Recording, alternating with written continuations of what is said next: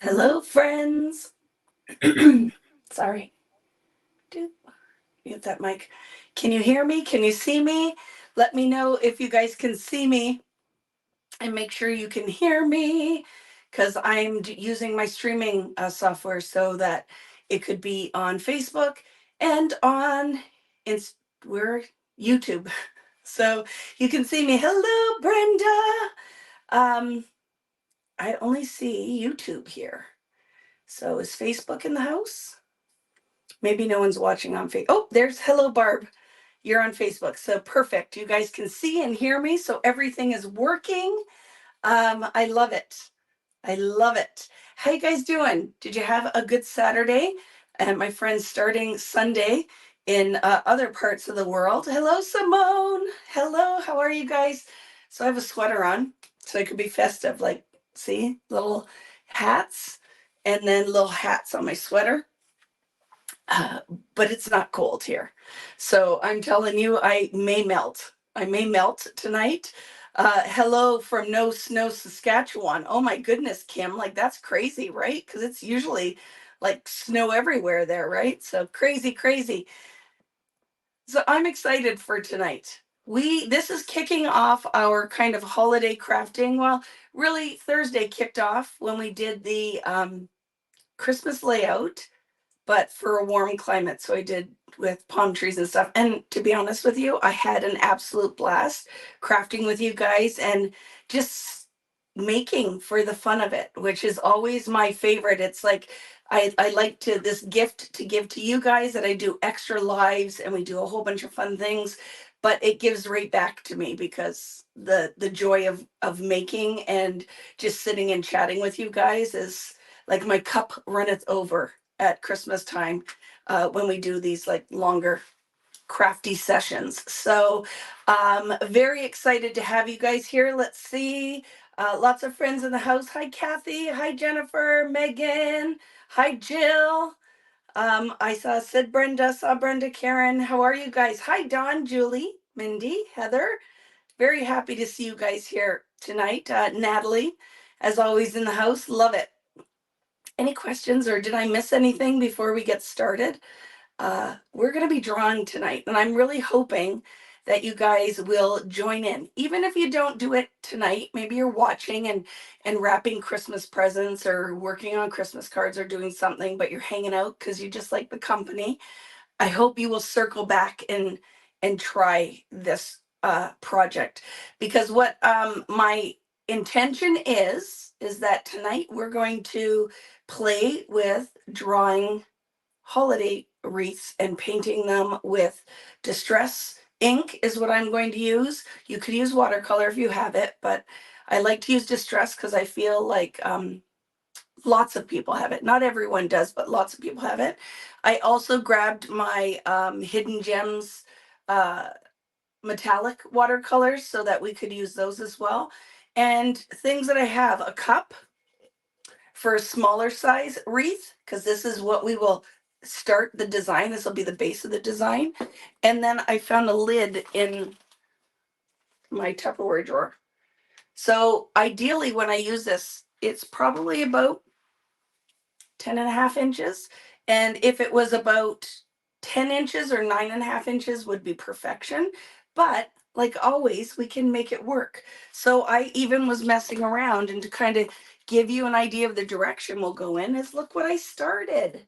Can you see that with the pencil lines? So we're going to start with like a warm up tonight with kind of drawing some leaves, and then we'll use the base, create a base with a lid or something circular that you have. I'm going to use little ink daubers, and end of a pencil to create my berries. So you don't have to know how to draw a circle. You don't really, it's going to be the leaf shapes and filling it in. So I really want you to try the drawing. I feel like we did the trees. We've done the flowers. I feel like you can do this. I feel very confident that you can do this, and I'll talk you through it. So I'm going to draw it with a pencil. We'll decide if I think I'll go right in then with painting them with distress ink. And then we will, if you want to, you can put details on there with a black pen.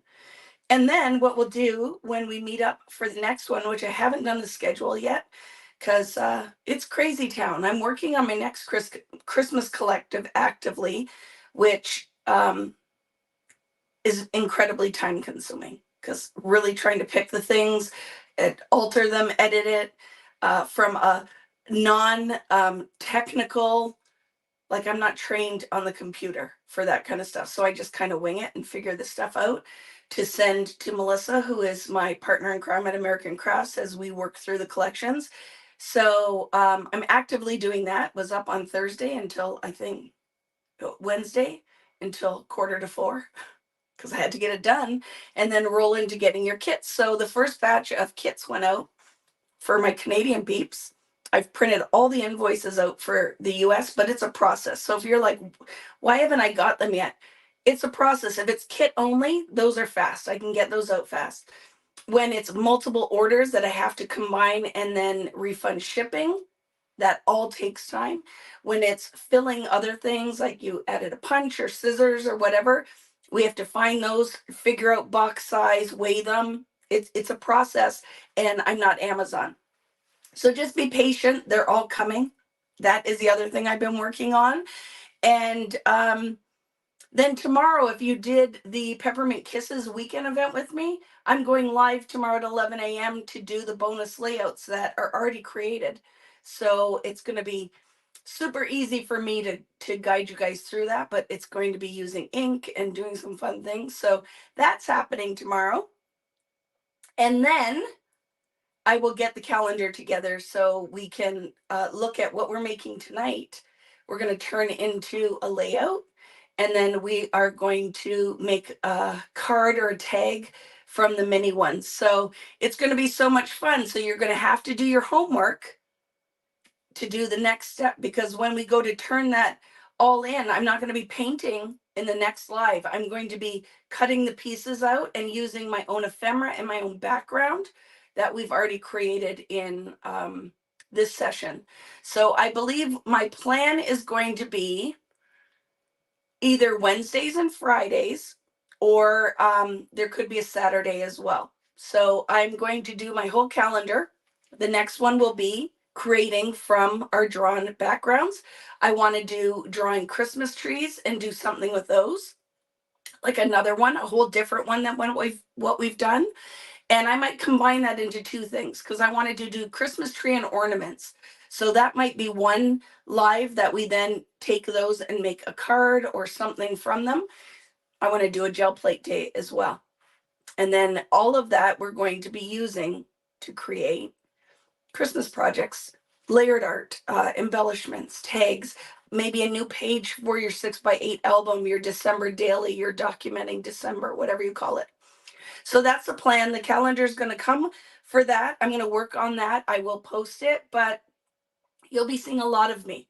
You can join in for as much as you want or as little as you want. It'll all be recorded if you can't do it live, and then you can come back, because busy time of the year, right? Christmas parties, other things like baking cookies, shopping, visiting family. It's crazy. I don't have any Christmas decorations up yet other than what's behind me.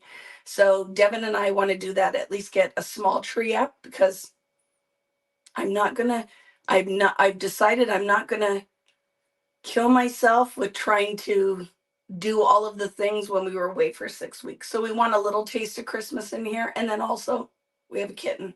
So try to do it where he's not going to destroy the Christmas tree. So that is what my plan is, right? How long are the Peppermint Kisses online sessions forever, unless something happens where YouTube destroys the videos? Like, I never will take any of this stuff down if you guys have signed up. It's there for whenever you can get around to it. So if you are looking for the link for tomorrow, if you're like, hey, I did Peppermint Kisses, I'm going to have time tomorrow and Sunday, or I just want to find the link, I posted it in our private Facebook group. Okay. So that is where you will find that. Hello, Cherie. How are you? And I'm fine with 3 hours. I haven't had a chance to email you back. I'm fine with 3 hours. So answer the question now, and we'll try to remember to email you as well. Sidecar did arrive home safely yesterday. Put him to work, and then he worked on the laundry today. So we're good. So is the picture look good? We're good to go? Because I'm going to flip the camera. I'm going to get right into the things. If you guys have any questions at all, let me know. But otherwise, let's flip the camera and get into the things.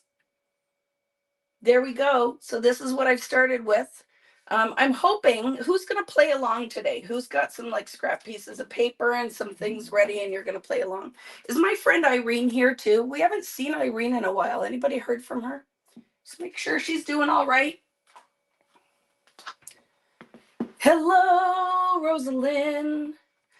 Sweater and earrings are a beauty. Thank you, Julie. But I am literally frying. So remember, I have my Barbie fan. And it's going on right now. See that? Barbie fan. Holy crow. I have a sweater on because I'm like, I need to wear all of my Christmas stuff, but I really could have my temperature set in my house at 65 and I would be so, so happy. Oops, almost spilled my water. So let me get myself adjusted and let's do the things, right? You're working on it with your art group on Wednesday. I love that. So what we're gonna talk about a few things, okay? I'm just using my fan for a minute. You haven't seen Irene yet tonight? We have to find her. Make sure she's doing all right. She could just be doing some other stuff rather than crafting, but I have been away for so long and I haven't seen her on the board. Just want to make sure she's doing okay, right? You're always overheating. Oh my goodness, Deb. Like seriously, I've got a sweater on. I'm just dying underneath it.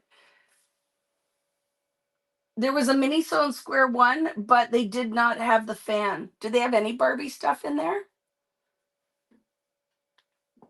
I love wearing them, right? But I can't do it. I just am hot all the time. So crazy, Vicki. So the plan for tonight is I have my big lid, and that's what I used to start my base. I just did, literally drew this in 5 minutes. So I really feel like you guys are going to be able to do this, and we're going to paint it. And we're going to do take it off, Vicki. But I normally have a tank top on, Erica. I don't have anything on. So I'd be sitting here crafting with you in my bra. And I don't know. I think even for me, who it's pants are optional. I don't know if shirts are optional. You know, what if I forget, turn the camera around and scare the crap out of all of you? But yeah, I'm dying in this thing. So what I want to start with is let's start with practicing the concept of the leaves, because there are a couple different things that we can do here. I'm going to grab a scrap piece of cardstock because we don't have to practice on foundations paper, because I feel like the paper's not what I would want to waste for my doodles. So I have a sheet of cardstock right here, and let's just play with that. Let's just play with that. These drawing classes are some of my most popular YouTube videos. So I was like, what am I going to do for the Christmas session this year? We have done, this is from, was this last year, guys? Or I think the year before. So I'm going to tip this so you guys can see. We did this in one of my sessions. So we did all of the bases for it cut out and then created this. It was an incredibly labor intensive but fun project. We did decoupage on this. I found this metal sign at the dollar store 2 years ago. Yeah, so we did that one. Let me grab some other stuff. Give me a second. If I was super organized, I would have had it out already, but I know it's just in the closet here.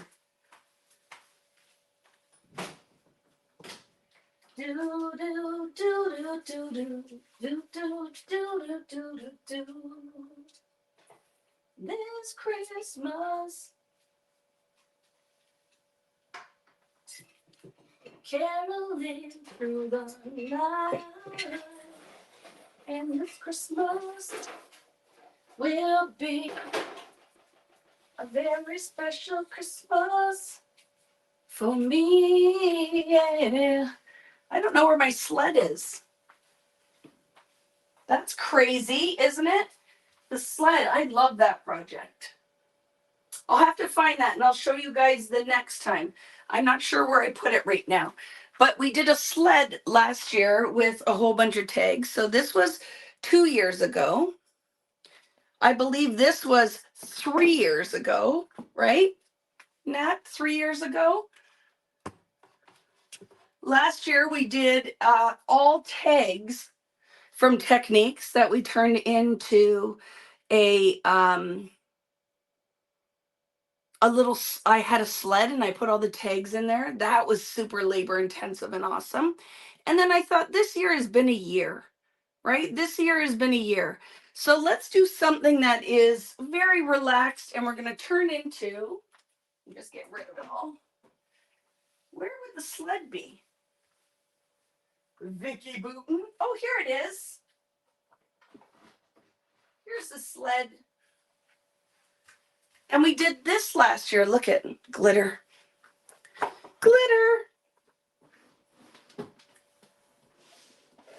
Just a sec.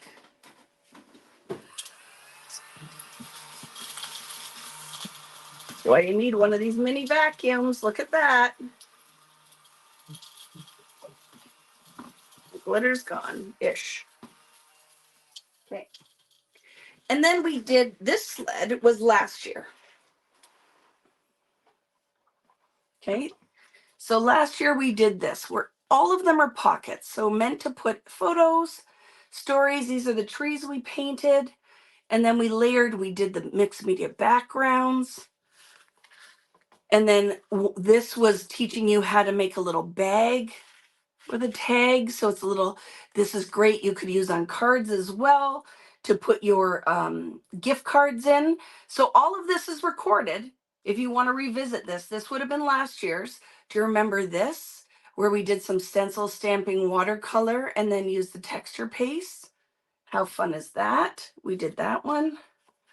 And then this was using all different kinds of dyes and creating these pretty leaves, which are my favorite thing ever, right? And then this one was using embossing folders. And this is a paper towel in the background. So it's one of my friend Irene's favorite things is reusing, right? This was one of the other trees that we created. We did a shaker. Oops, look at, that's not stuck on there anymore. I got to figure out where that came from. Because it was a dollar store snowflake, right? So I don't know where that was before I shook this around. We created the shaker.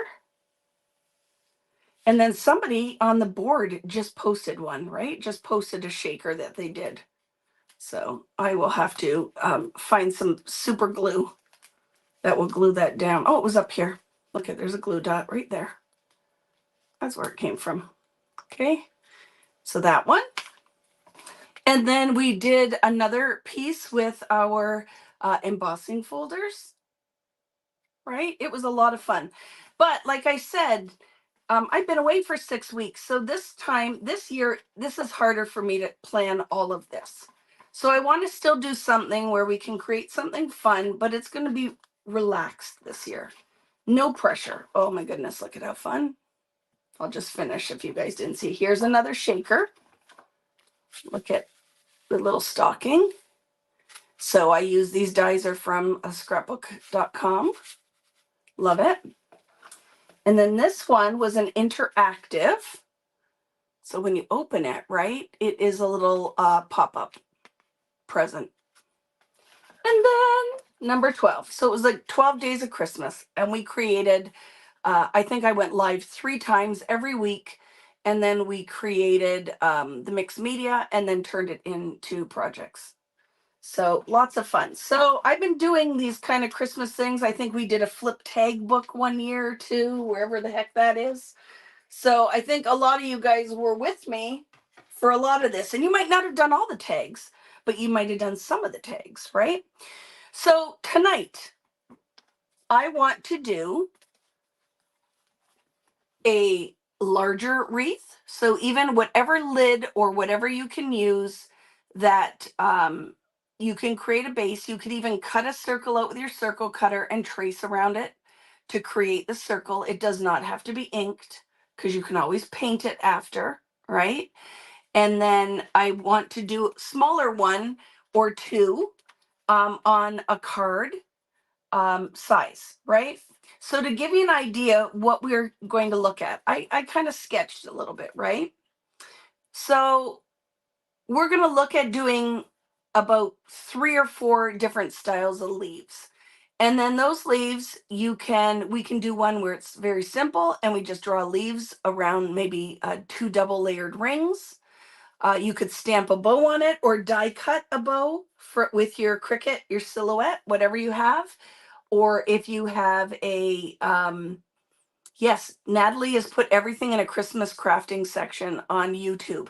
So you can find all of those past, because there's tons of content. I've been doing these videos for a long time. I'll figure out someday how people can actually see the videos because I don't know how you get your stuff seen really on the YouTubes, but you know my videos aren't short, and that's probably the one reason. Because we could speed through all of it. The only thing is you wouldn't really see what was going on, right? So when we're looking at this, right, we can do a leaf that you start practicing that is like a little teardrop, right? So you could start with the line and then just do your lines like that. Can you guys see that? Should I bring it? I'll bring it closer while I draw. Sorry. I'll bring it closer and I'll do it with a marker. Yeah, you have leaves in the die cut section, Jill, and you could most certainly die cut. You could use stamps, but I really want to practice the drawing. So if this is not your jam, you 100% could go and use die cuts and do it kind of like a textural one. Whatever you want to do, you get a cut file to do the whole wreath as a cut file. But I really wanted to kind of, I guess my goal is like if we draw this and then do some watercolor painting, I just thought for me with this year is the value is in just the making, right? I don't even care if you put photos on it. You could just literally have fun playing with this, doing this, playing with your kids with it, your grandkids, just doing it with you and a friend, by yourself, whatever you want to do. So that's kind of the whole concept, right? With this is that I just want to doodle, draw. I want to give you guys kind of confidence to do it.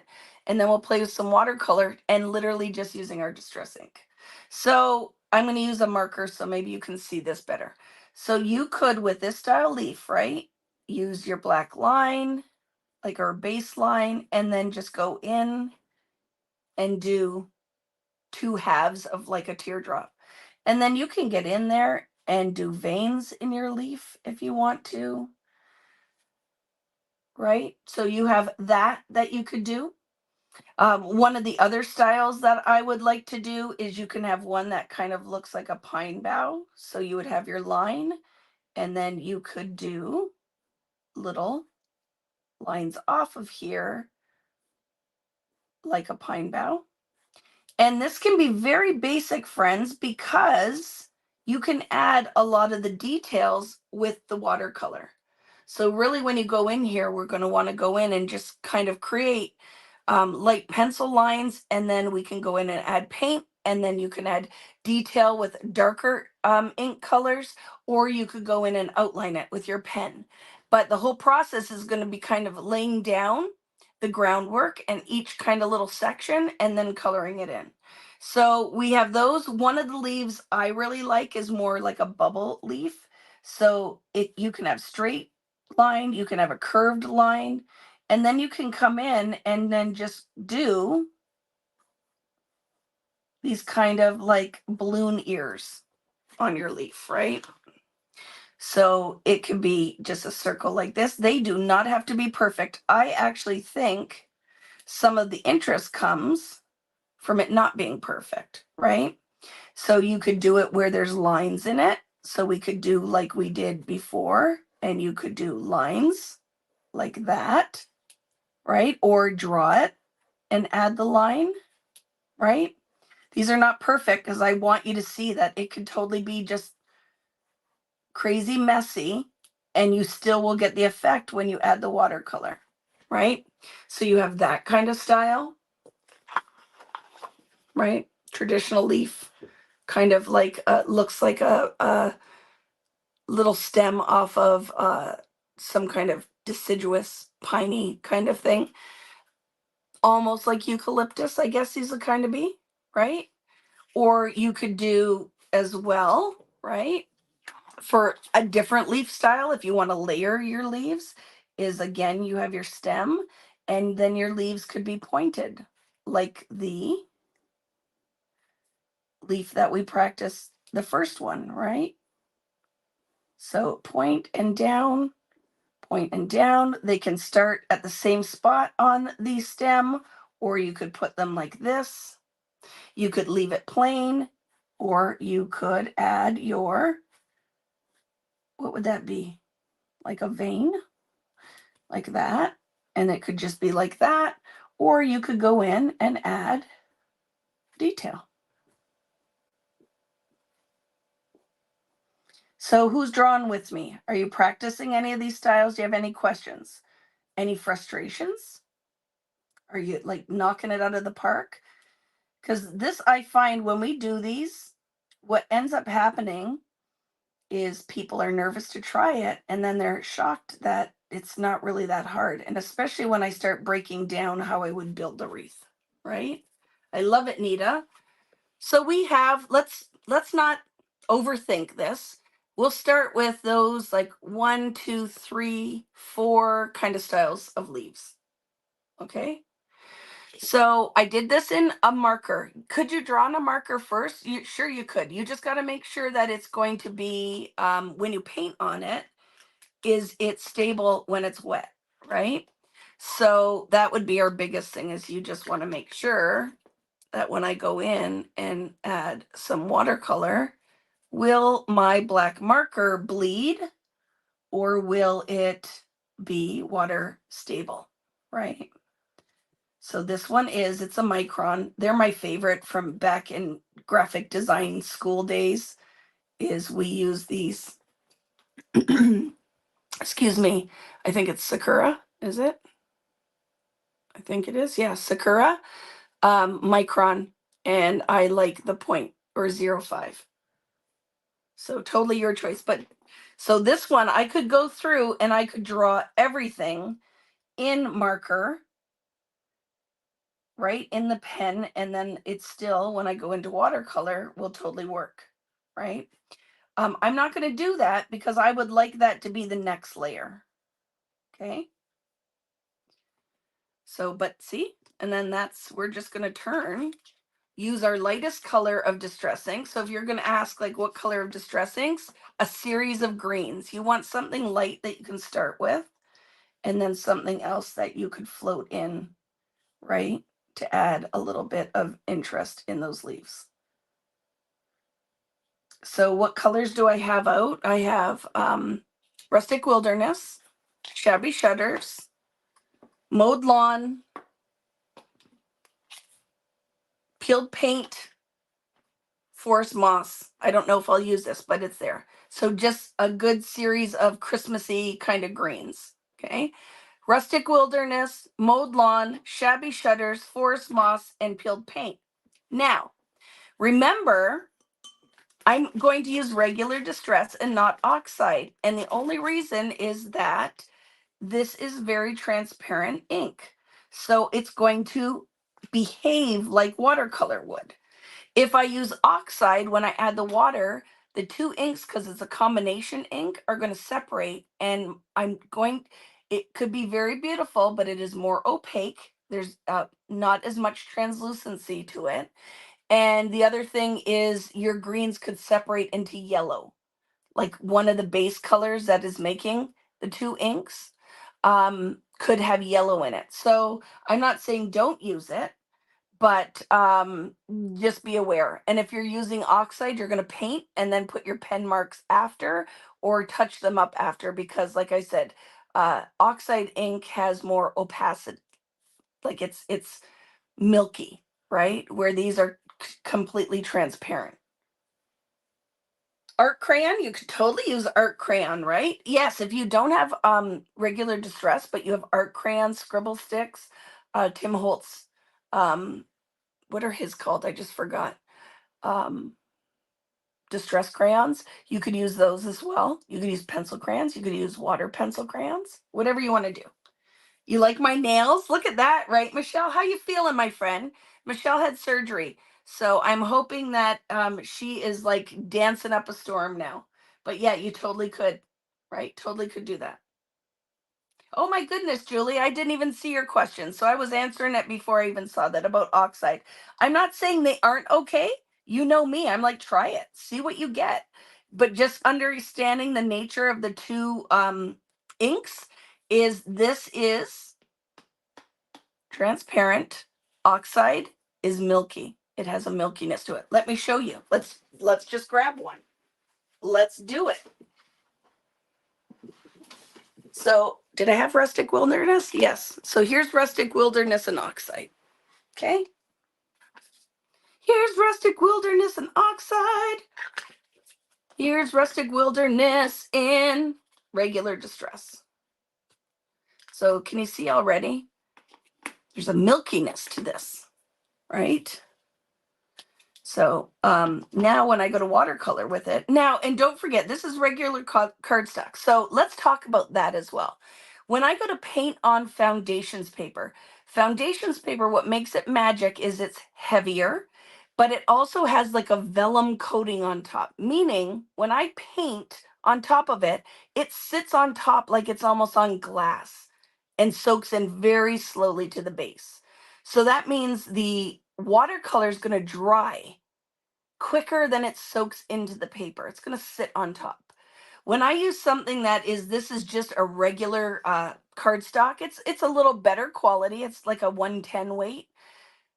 It's going to soak into that a lot quicker. You will have the kind of fuzzy wickiness to it. So just be kind of aware that depending on what your base is, your results may differ from mine. It doesn't mean you're not doing it right. It literally could be the substrate, like what you're using, ink, how much water, your paper, your pen. So just be aware of that, okay? So let's show you again. So this is distress ink. Let's just do it on this pencil leaf. Okay, so there's my distress, just regular distress. This is oxide. So watch even when I add the water. Can you see? Can you guys see that? You can see the mess on my desk too. So see this? Just green ink, right? Oxide. Ooh, see? Same color, but different type of product. There's a milkiness. It's like I dropped some milk in there, right? So here's the other little lesson.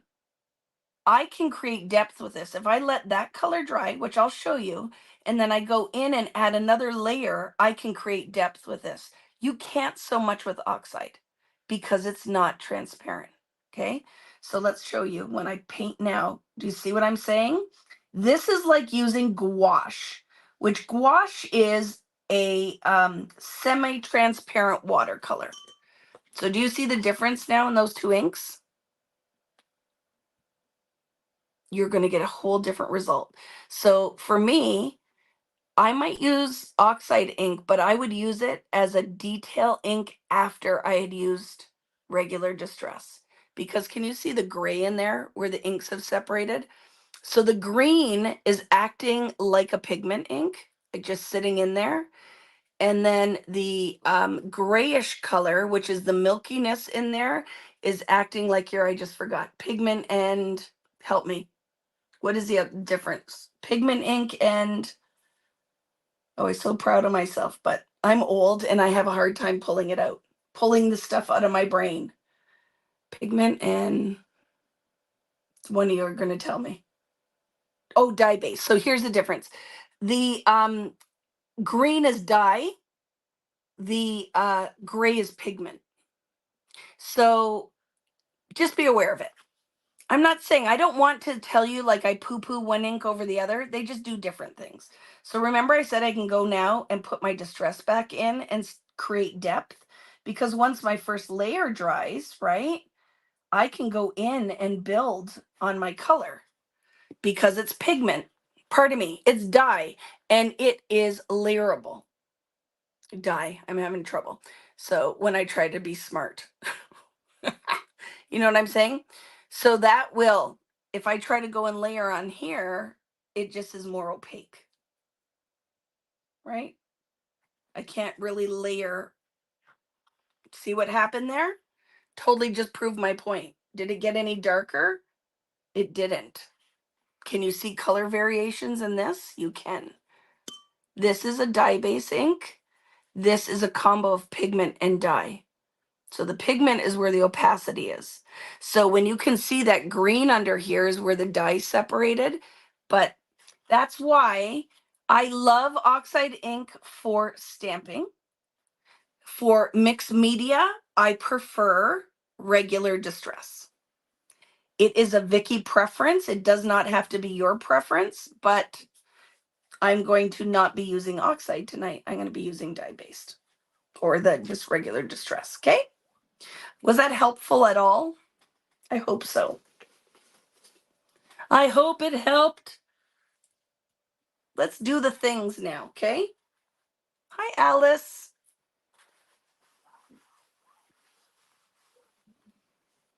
So before, right, when we're testing, I'm going to show you what we can do.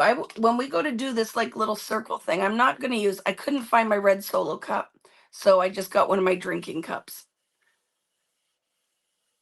Okay, and now I'm going to go, when we go to do this pattern, and we're going to put, that is a great way to start the base of our wreath. Okay, so that's what we're going to be doing. So I found 2 different size circles, so we can do something for a card. I'll probably do it even smaller later, but small is going to be a little tougher, the drawing part, right? Because then you have to shrink what you're doing down.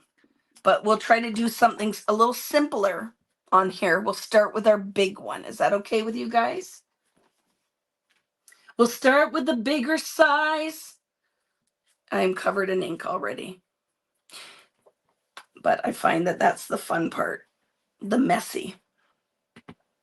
So what I did here, right, is I created the circle and then just drew the little leaves on here. So what I'm going to end up doing, and I'm just going to show you quickly so you can see it start to come to life, and then we're going to create this from scratch. So what will end up happening, right, is I'm going to go in and then we're going to just start dropping color into these leaves, right? And you will start seeing it come alive. And then we can decide, do we want to put one other branch type, like maybe some pine boughs in here? So do you see how this will start then coming to life? And we can have this lovely, made it myself wreath. Am I painting it like it's a Picasso? No, I'm just depositing a little bit of color because it can be a little bit messy. Could you go in and do lots of detail? You sure could if that's your thing, but see what's going to end up happening? And then so that one was, what did I just use? What is the ink color? I think it's peeled paint. I've lost the lid already. And then I can go in maybe with a little bit of forest moss. No, I'm a liar. That one I won't end up using. That was Shabby Shutters. So let's go in, and this is what's going to end up happening. And I'm going to do this all with you guys.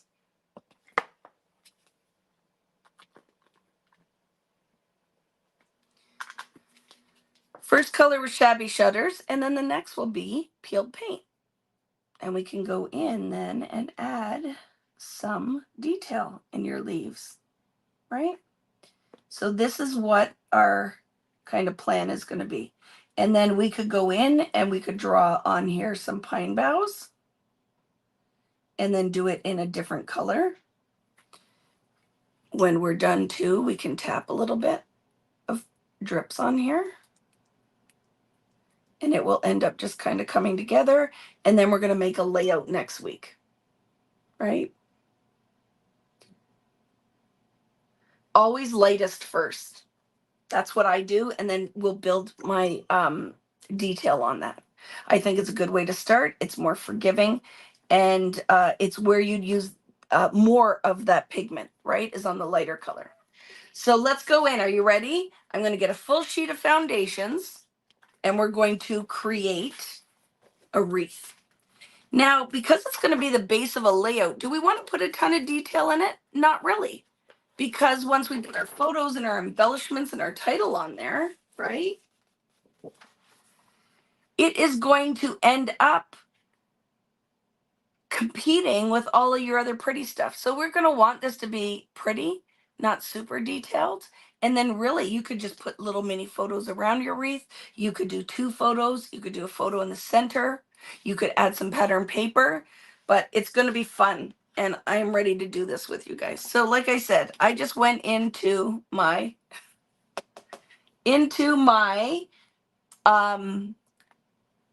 Rubbermaid drawer, like where all your plastic stuff is, and I got a circle out. And do you like it, guys, if I have the camera down this close?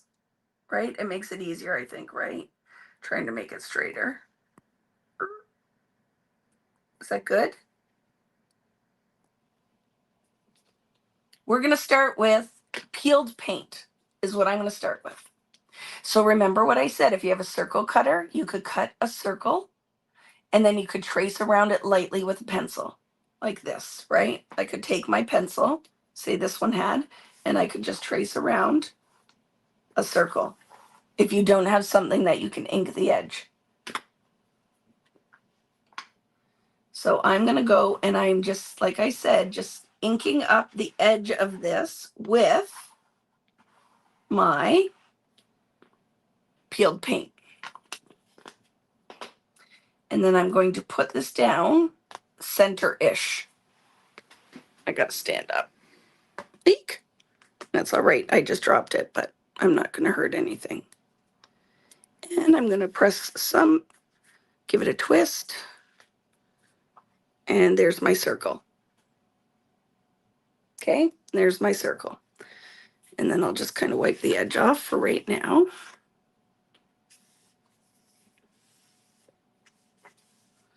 And let's get started. So the other thing I'd suggest is you could, maybe with the next step, heat gun so your ink is dry. So you don't end up putting your hand in it and dragging the color through by accident. So I thought it would be easier to deposit some circles down now to determine, my camera's really crooked. Sorry, friends. There, I think that's better. To determine where my berries are going to go.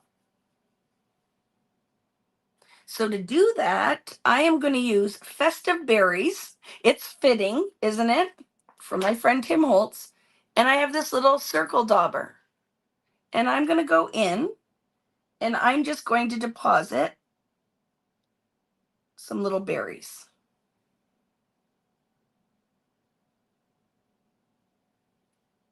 Around my little circle. So you don't have to actually, there's so much ink on here, I don't really have to re-ink it every time, right?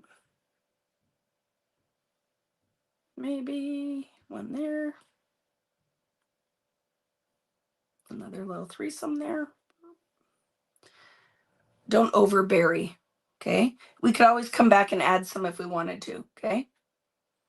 Which I kind of have an idea at the end with our pencil. So now I'm going to heat set this because this ink is wet, right? I don't want to drag my hand through that by accident because we're going to draw on here right now. We're going to draw on here. And look it, I dropped it and I have an ink boo-boo on here. I don't even care because I could take that and just lighten the ink a little bit. because we're going to put drips on here. See the magic of foundations paper? I pretty much just lifted that off because why? It has a vellum finish. So that's why my ink is going to take a little bit longer to dry because it's sitting on top of that like ice rink. So I don't want to run into a risk that I could drag my hand through here and smudge red everywhere. So I'm going to quickly set it with my heat gun.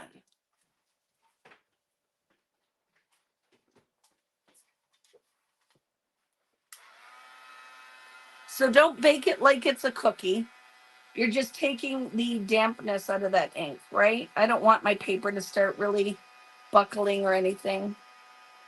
So I can start with this, and then I could press a paper towel onto them as well. That red is just really juicy. That ink pad is really wet.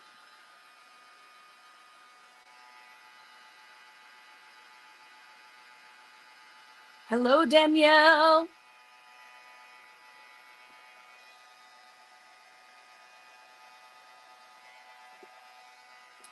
So I'm not the best with letting you guys all know that these lives are going on sometimes. So thank you for finding me.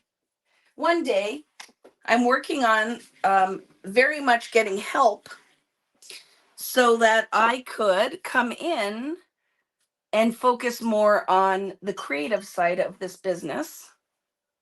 So I'm going to do this just to make sure, right? It's not super wet because I just don't want to bake it. In a perfect world, I would do this layer. I'd go make a snack, have supper, and then come back and do it because it always is better when it just dries on its own, right? But we don't have time for that. We got things to do. Hello from Christchurch. Good morning for my friends in, I guess, Australia, most of you are in, right? I got all mixed up and went looking for the live yesterday. Hello, Patty Thompson. How you doing, my friend? How's my friend Rob doing? So normally it is Friday, right? But I threw a wrench in all of that because I went to visit my friend and very much needed that. Very much needed that. So we are doing it.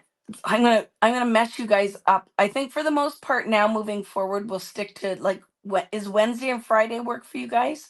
Do you prefer Saturday? You guys will have to let me know. We'll have to figure it out, right? So we are going to do the little bubble leaves. I'm going to do these. This is the style I'm going to start with. Okay. So here are the important things when you're drawing. Don't try to do things like that aren't comfortable, that don't feel like. You can move your paper, not your hand. So when I start, because I'm right-handed, this corner is going to be very easy for me to draw along that circle. So I'm going to start there. But every time you draw, you can move your paper to fill it in. Your paper should not be stagnant and in place, and your hand moves around to draw because that's going to be very difficult. Okay, so that'll be your biggest thing is move the paper, not put yourself into pretzel contortionist things to draw. So when we start, remember what we said is we're going to start, I'm going to draw on a pencil and we are going to do a line. Our line is going to follow that curve. So your line is not going to be straight, it's going to be curved. We also, because my circle is a little bit too big for this page, and now I did not center it very well, did I? I want to make sure that it's going to be a pretty narrow wreath, not a really full wreath. Okay, so I am going to get in here and I'm going to just draw a line like that. And then I'm going to do my little bubbly leaves. So this is almost like maybe a eucalyptus. Okay, there's one. I think that this one could kind of curl between my berries. And I could do another one. And it's okay if they overlap to start. You can decide when we paint what you want to cover and what you don't. Okay. So I think I might want a little bit more coming up like this. And I'm going to fill that section in a little bit. Sorry, friends, with a partial leaf. So do you see what I'm just kind of building? And it really is, when you break it down, is a line with little, what would you call those? Like a peanut. You're drawing little peanuts, a shelled half peanut. So I don't want you to look at the whole. I want you to look at a line, one peanut, two peanuts, like just draw the little almond, if you don't like peanuts, right? And then you draw another line and start filling it in with more little almonds. Because we're not looking at the whole, we're going to focus on a section at a time. So now, sorry, I need to have a drink because I have to have a cough. Hello, Cherie, how are you?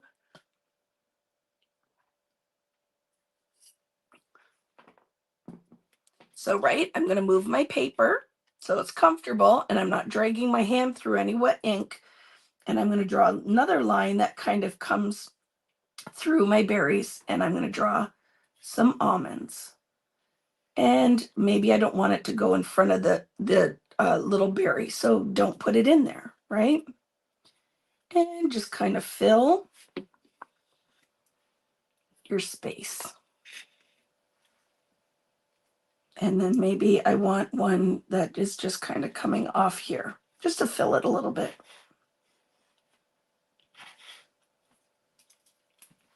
Okay, we're going to turn it and we're going to keep following the curve and filling in with our leaf pattern.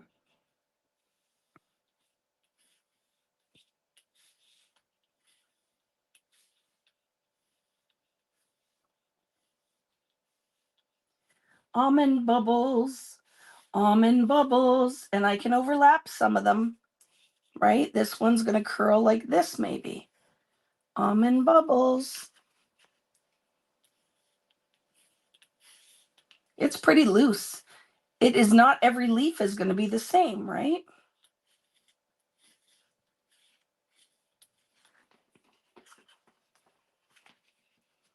Maybe I want one like this too here.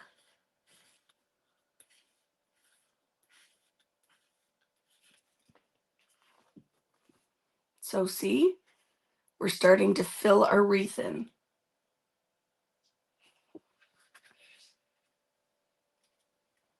And yours, even you can just fill some little leaves without the stem. So I'm going to turn it again. And I'm going to draw my little almonds.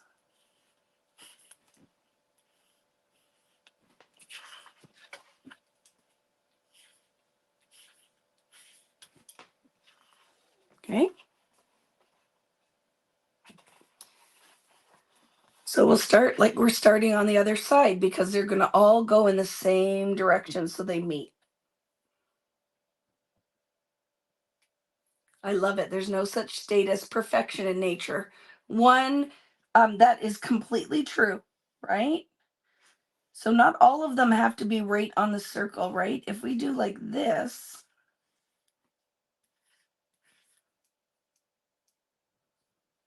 we can then fill in some little sections like that. I love that. Okay. And then here, I'm not going to do it as thick.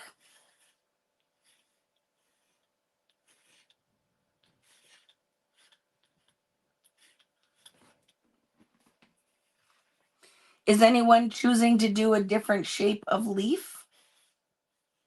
You totally can. If you're like, I don't really want it to be like a eucalyptus.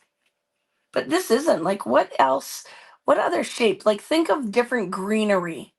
Because there are, like, because I do usually do my urns every year, right? We have all the different types of greenery. So we do have ones that are like little tiny bushier leaves, and then we have the ones that are like needle kind of leaf. But really, right, you have different options for your greenery.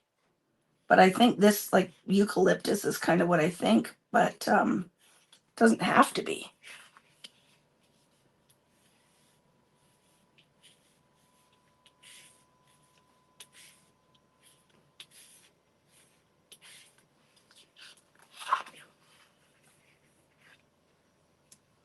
And then just filling in. Any questions, friends? Are you doing okay with this? I really hope some of you are doing this with me. Because I know sometimes you look and you're like, I could not do that. Like my mother would be out there and say, I can't even draw a stick man, would be her thing, right? I can't even draw a stick man. And I'm like, come on, Sheila, try it. You probably could do this.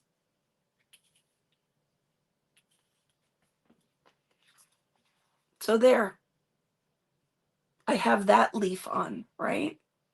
Mistletoe. Yeah, I love that. Dark boxwood. Yeah, totally, right? This could be our boxwood wreath.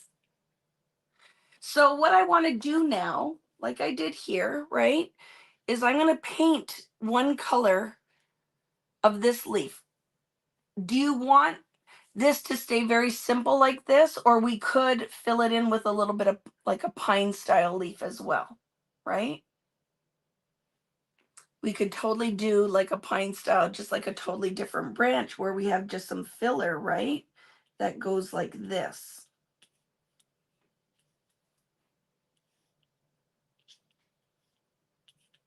So just make sure that's kind of longer.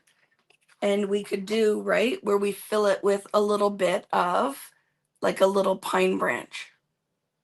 Because then that could go in with a different green. So not everywhere, you do a lot less of that, right?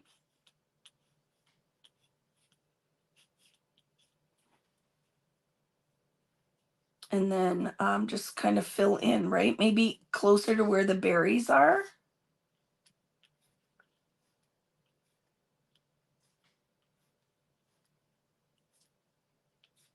And then we could go in with a darker green with that, right? If you don't want to do that, you don't have to. If you're like, don't want the pine, I'm very happy with my little boxwood-esque. So I'm going to start painting the other ones and then we'll start filling in some of that. So now my next step would be that I'm going to go in and I'm going to use one of my lighter greens for the boxwood, the base. Okay. So I'm going to paint now with my shabby shutters. Sage and lavender. I love that. Do whatever, right? And this does not have to only be for Christmas. These could be blueberries or pink berries or orange berries. Like you could make them into little flowers. That could be your base. And then you could put petals on them and they could totally be little flowers. So watch, we'll have to revisit this, right? You need to practice your pine. So when we're watercoloring, you can do two different things. If you feel like you're a little heavy-handed with a watercolor, float some water and do wet on wet. So if I put some clean water in here and then just touch my color in, it'll float just where the water is and it'll be like a cleaner application, right? So go in and look at just one brush stroke. A round brush. This one is a number. It's a 10 or an 8. A 10 or a 12. I don't know what it is. I can't see a number on here. I've worn it off. But it's probably a number 10. You need a good round brush. I sell these in my store. They are not expensive. But you want something that holds its shape. So this is still a nylon, I think. No, it's not. It's probably a natural fiber, but it holds its shape. So that is the biggest thing. I find I predominantly use this paintbrush. So different rounds. So for the size of this leaf, this works perfectly. If I wanted to add detail, like the little vein in the middle, I would go to a smaller one, like a 6. And that's what my detail brush would be. Okay. We'll see you later, Nat. So I'm going to go and I don't want a lot of water. I don't need it. Just kind of put that in and then float some pigment in there.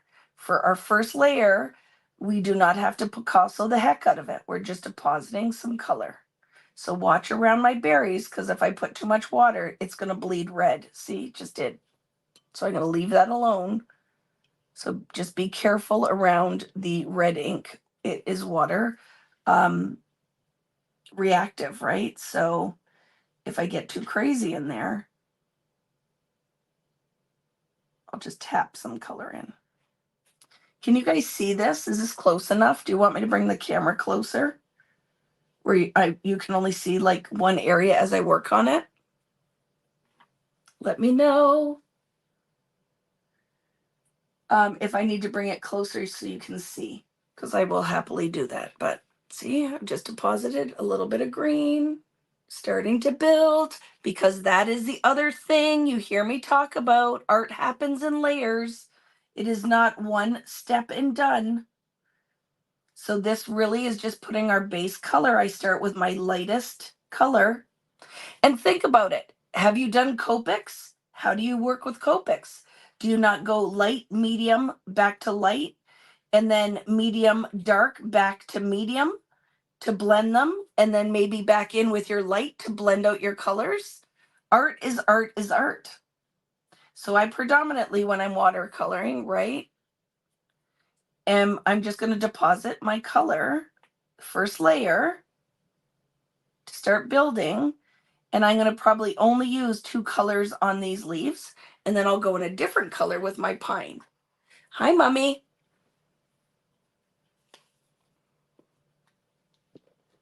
So this one, which is Shabby Shutters, when the color is separating, there's some yellow in here. Do you see it?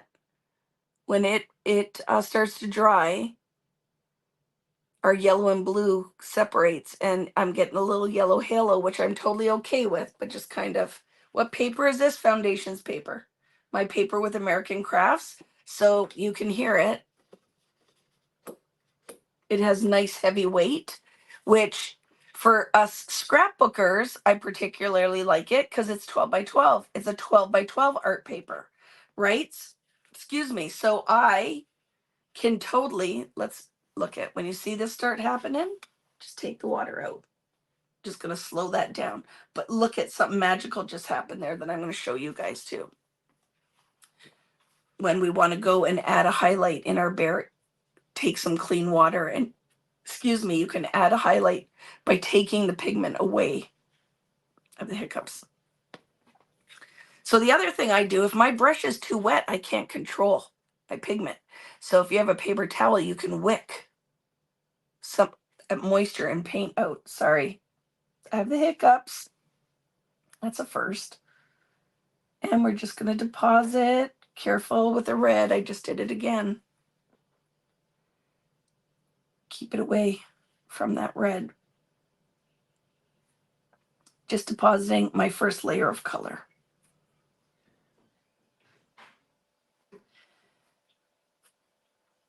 So I want you to see this can be pretty quick.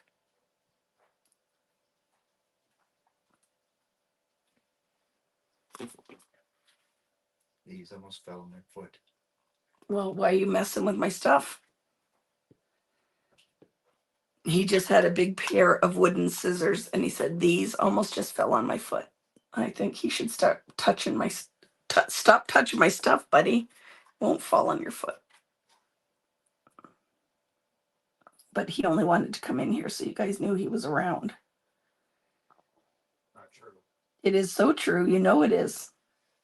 And they already asked about you. They wanted to know if you made it home from Texas okay. I said he did, and now I have to share the bed again. And he told me I coughed all night. And I said, lies.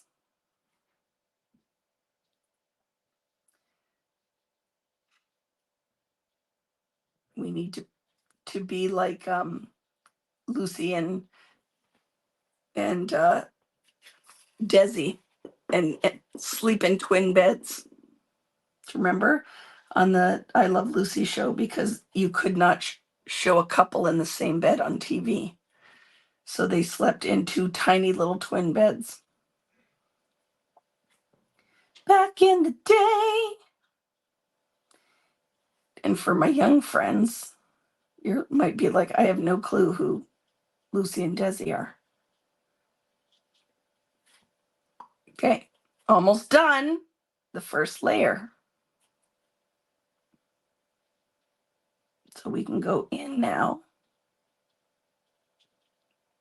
and add some detail. Let's see too. Now stop and take a look at your art. right? It's pretty. I love it. Dick Van Dyke too. Did they sleep in twin beds? I love it. So that is my first layer.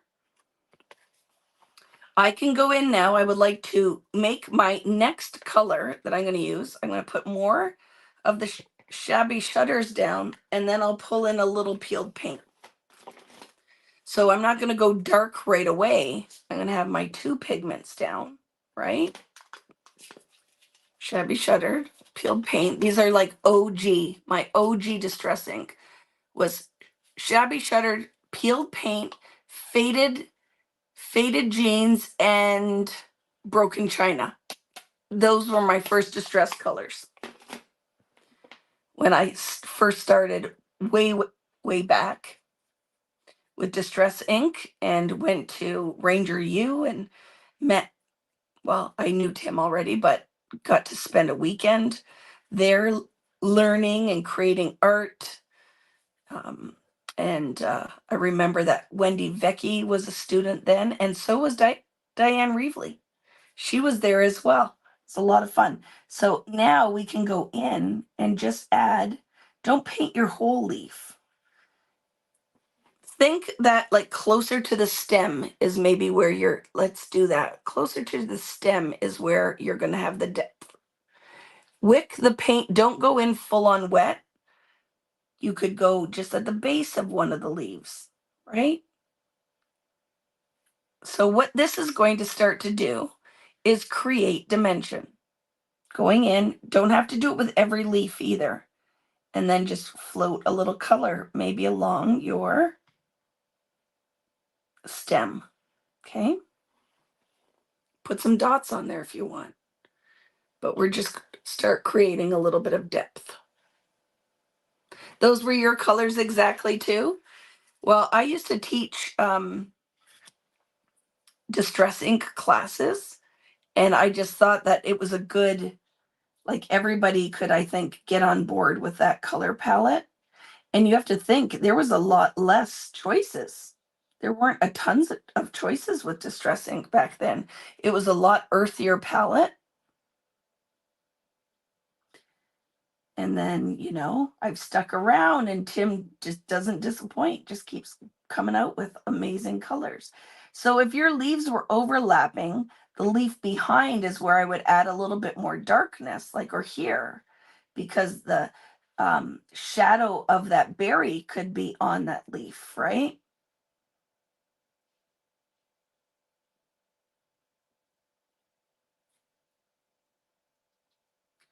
So I don't want to do too much. I'm going to stick with most of these. Just do it near where the leaf would be attached to the stem. And so say you put a color down and you're like, it looks like there's a lot of lines on that. Just take some water and float your color where it's almost your medium that can blend it out, right? So I just took clean water. And if your lines are a little hard, get in there and soften it up, right? So if you look up here and you're like, the lines are a little hard, just use a wet brush and soften that, wick that color in. So if you're like, I don't like that, you have a little bit of time to play with that, right? If you have, and see too, when you're painting wet on dry, you're going to have a harder lines than if it's wet on wet. So the other thing you could do is when you're painting the first color, you could let it set up a little bit and you could go in with your darker color. So you're still wet on wet on wet. Okay. What would a sunshine yellow be?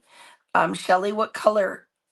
Like, I'm trying to think, because I won't be surprised if Tim never adds another yellow. But one can hope.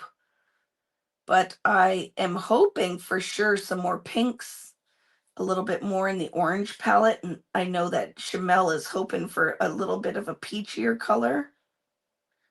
We could always have more blues, greens. But I don't know. It'll be interesting to see. But I don't know if they said, him and Mario said that in another, that there might not be any more yellow. but who knows? My whole thing is just matching paper colors, right? That's what, because I use distress ink with scrapbooking, that I just want some that match a little bit, maybe more of some Pantone colors. Now you can make pigment just by mixing, right? You probably, yellow's hard. I don't know how you would, right? That's a hard one because it's a primary, right? Is that, how do you make new yellows? Is you can make maybe orangey yellow, but if you want like a brighter, it's a little bit harder. But one can try. So I'm just going through and adding some details now, right? And then we'll go in one more time with just the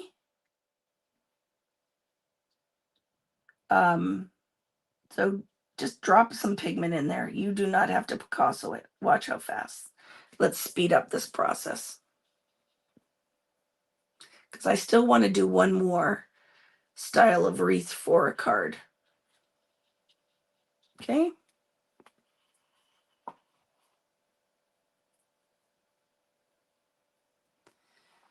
Now that Christmas music is playing, do you have songs in your head? Today is, and this Christmas will be a very special Christmas for me. Yeah. That's what I'm singing in my head while we're doing this. I don't know. Do you guys love Christmas music? Are you sad when it starts coming on because you're not a fan? I really do love it. I really, really do love the Christmas tunage. Okay, so just depositing a little bit more of that in here. Hi, Catherine. How are you? Peach is the color. The new Pantone is a peachy color. That is true facts, my friend. True facts. I was like, because I like vibrant colors, but every color has its due, right? Needs to have its due.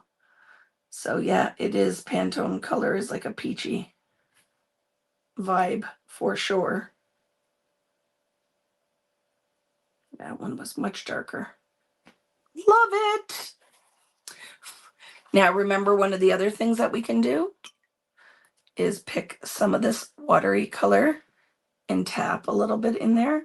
Now just don't do this yet. Don't do that till the end. And I'll tell you why, is because we can't really then go in and work. Look, could that be done with some taps on it? It most certainly could, right? Because it's a base, right? It's a base. Could build the layout on top of it, right? I'm gonna just move some of that out because I need the space. Now, our little pine leaves. So I'm gonna go in there now with that. Let's test. What do we want to use? Maybe mowed lawn. And I could, ooh, yes, look at that. And I could mix it though with a little bit of peeled paint so it's not super blue green, right? Because we have definitely more of a yellow green, right? So I'm going to take just the tip of my brush. I'm going to make my color. I'm going to blend these two. So I haven't drawn them everywhere yet, right? So,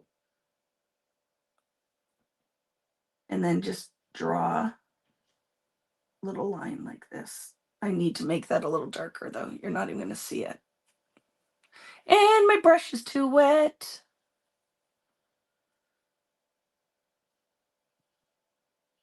Right? Just like this.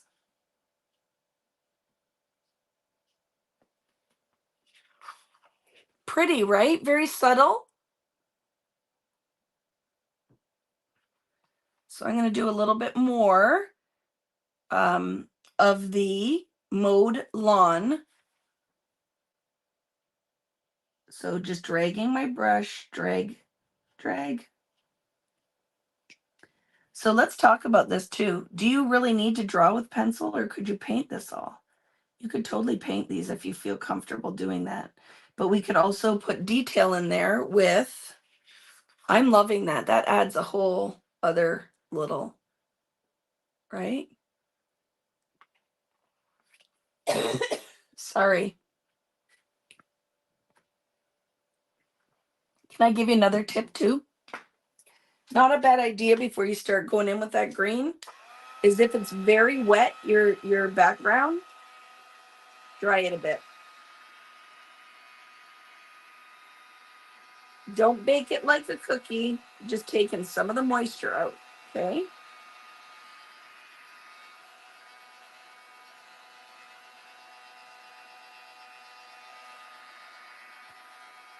Okay. I am very much liking the little pine boughs. So another key, if your brush is too wet, as soon as you touch it to the paper, it's going to deposit all that water and you have less control. So you want to, like, look at the freehand. You totally could do it, friends. It's a line, right? So I could totally take, remembering that you want them to curve because that's how you would build a wreath. You don't want it all sticking out or it's not really a wreath, right?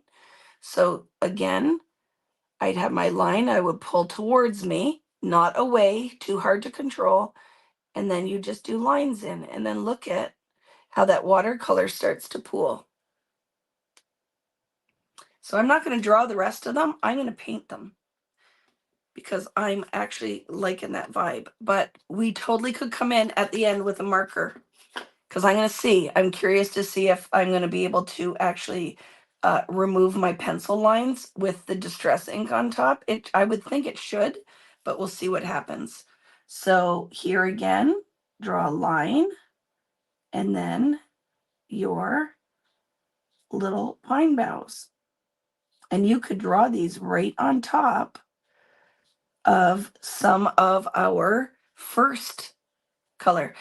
I'm being tricky with this brush, but I'm going to tell you, if you used, I don't know if I have a finer one with me, but really this is tricky. You really want to go to a smaller round brush to do those little pine ones. It would be much easier with a smaller round brush. Like I would be using a 6 because it's going to hold less water and pigment. You get more fine line and detail. Okay, so let's not be tricky. I will draw them in. Okay, I'll draw them in. So line right there. Maybe we'll have one come out here.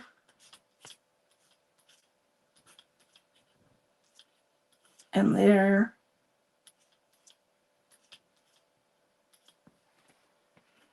And maybe one in here like this.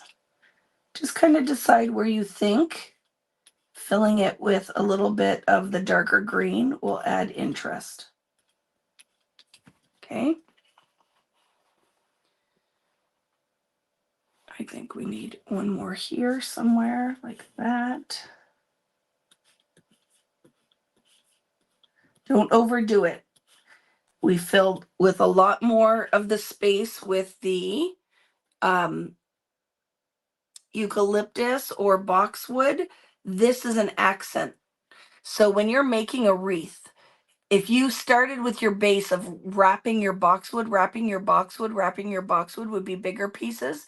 And then you'd come in with very small pieces. So like any kind of layering, you wouldn't put an equal amount of everything or it gets lost.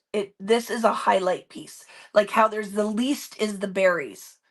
So the majority of our art is going to be the boxwood eucalyptus style leaf. And then the medium amount is going to be the pine boughs. And then the least is going to be the berries. Okay. So don't overdo it. But I'm really liking that. Doo-doo, loving how that looks. And loving how they curve in. So some can curve out, but loving how they curving it in to the art, right? So these ones kind of curve into the circle, curve into the circle. I'm going to paint as I draw, just because I want to see it kind of come to life. Who's doing this with me? I want to know. Let me know how you're feeling. Are you enjoying the process?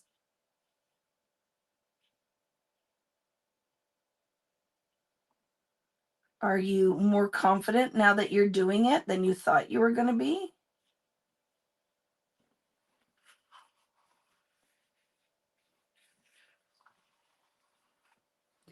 Do, do, do, do, do, do.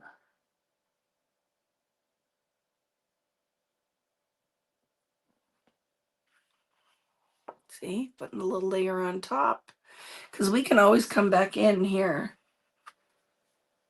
But I'm much slower than you are. And that's okay, Jennifer. And I'd have to say, when I teach this kind of thing, I'd say you're slower because a lot of times when you're doing some of this stuff for the first time, you're maybe more concerned that you will make a mistake, or you're putting more detail maybe than I am, right?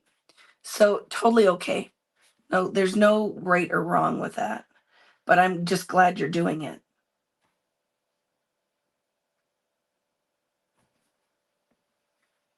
But really starting to come together.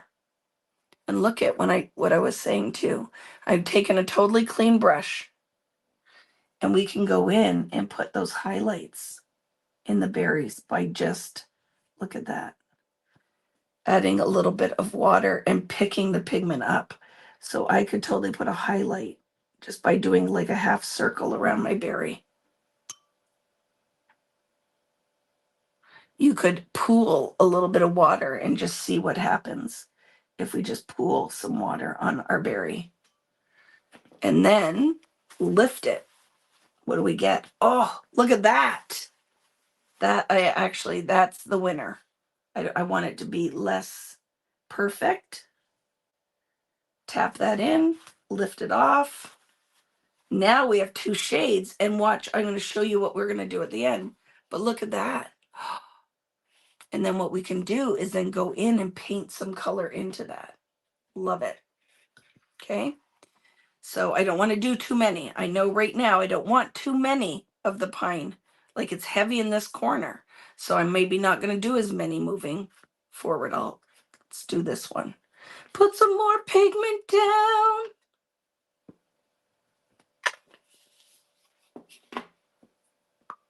I love that, Dale. I just find this super relaxing, right? And for some of you out there, so tell me, raise your hand if you're doing this and you're like, I'm watching it because, I just like to hang out with Vicki, but like, I just want to do traditional scrapbooking. This is not my jam. And where I would be, where I'm not arguing with you, I'm just explaining why I'm right. That was at my friend's house on her fridge. And I feel like that is true facts. I said that to my mother. Isn't that funny? I'm not arguing with you saying that you have to do this, but I would, if you were my friend, I would keep bugging you until you tried it. And I'll tell you why, is that I find this ends up being totally relaxing, especially when you just let go and look at. I painted other lines. It's not perfect. It's not meant to be, right? It wouldn't be perfect if you were making this in like real life. It wouldn't be perfect, right? You would have some branches that were a little wonky.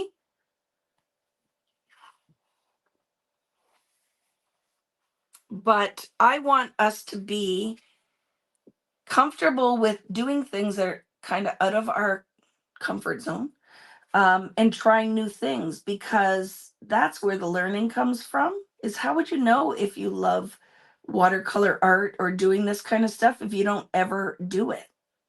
Like, you got to try it to see if it's your jam.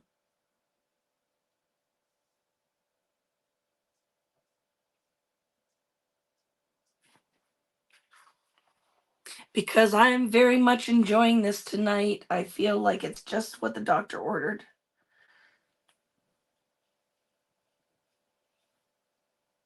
Where do we want one? Maybe here.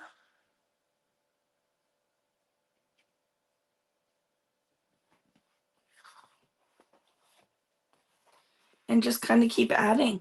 See, now I'm freehanding now. Do you notice that? I didn't draw. Just freehanding it.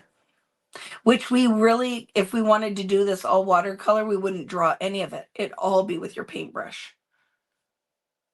And I know for some of you, you're like, oh, that would freak me out. But really, look at just watching how that water, because it's just like a physics thing, right? Is as soon as you draw the line with the wet paint like this, and then tap into it, see what happens? That paint's all going to pool. You've already created where the paint lines are going to go.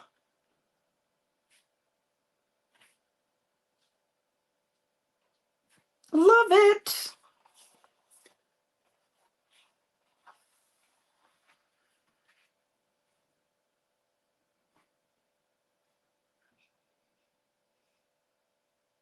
Ooh, that was crazy. Let's see if I can take it away. Took some of it away. That I use the side of the brush instead of the tip. And made a little bit of a mess, but it's all good.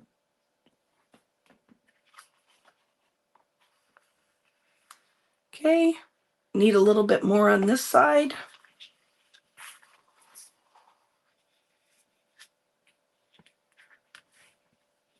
I love that, Jill. I love that because art should be fun. And the whole thing is, I guess what I would say to you is try it. If you don't like it, you don't have to do it again. But if you don't give it a try, how do you know if you're going to like it? And I am a firm believer that you shouldn't limit your creativity. Like, do the things, give it a try. You might find that you end up loving some of this stuff, right? Where you're like, holy crap, now. And I've watched it happen where, say, you've predominantly been a 12 by 12 double scrapbooker, and then you go to a class or you go to your friend's house and they make cards and they just like to do like layering flowers and using die cuts. And you're like, you tried it with your friend, and because your friend led you to it, you're like, I'm totally okay with giving this a try because I didn't have to buy the tools. I use my friend's stuff. And then we meet up a year later and you're like, I don't really even scrapbook anymore. Now I love making cards and dies. Or my friends that now knit and crochet because somebody showed them it and they're like, this is what fits into my creative lifestyle now, right? The whole thing is that we just don't put any kind of limitation on your creativity. Do the things. Draw the wreath. Make Vicki happy. Just do it, right? Just do it. And now what I'm going to do is add some detail. I'm going to go in now with a little bit of darker paint and just add a little bit of detail. But I'm not going to overdo this because remember what this is a background. This is going to be a background on my layout. So I want to have like another leaf up here. So I'm going to pretend that I have that. I can fill in a little color here and there, right? If I want to beef up this up a bit.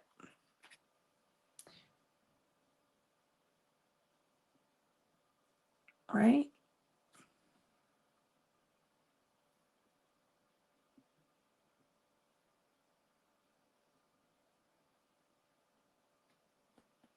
So now I'm just adding like in some of the holes, right? Is the kind of the base of the wreath. Too much there, so I'll lift it. And then a little bit more detail on my, too much water. A little bit more detail on my little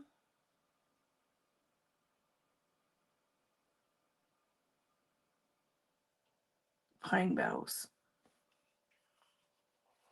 Or we could use the detail, add the detail with our pen. We could go in with the pen. I want to add, remember, the kind of drips a little bit to break up some of that red, or you could just paint on them to make them look more watercolory, right?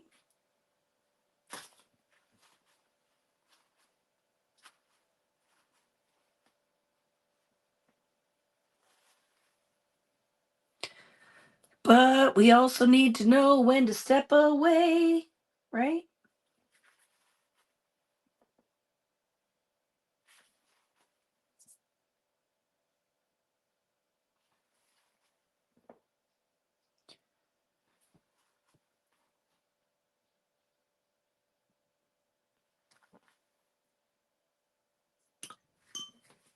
What do you guys think? Yours looks too neat. Are you painting right into your leaves, or is it a messier, looser thing, Julie? Right? Are you painting right into the leaves, or are you going a little looser? That would be my question.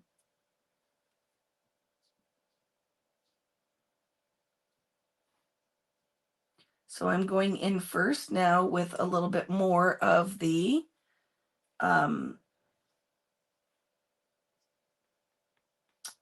peeled paint now, like a little bit of detail on the stems of my leaves and maybe in the base a little bit. Too much. Too much. Got to watch when you go in with the dark too. I'm feeling like it's enough, Vicki. Don't just keep working this. So I'm not going to keep working it. I'm going to step away.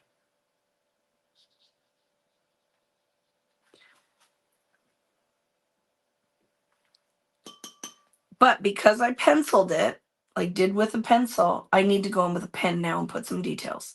So we're not done our berries though. I am going to do some detail work on the berries. And we could add a secondary berry with our pencil end. So I'm going to pull some of that color so it's not just this dark or big white dot.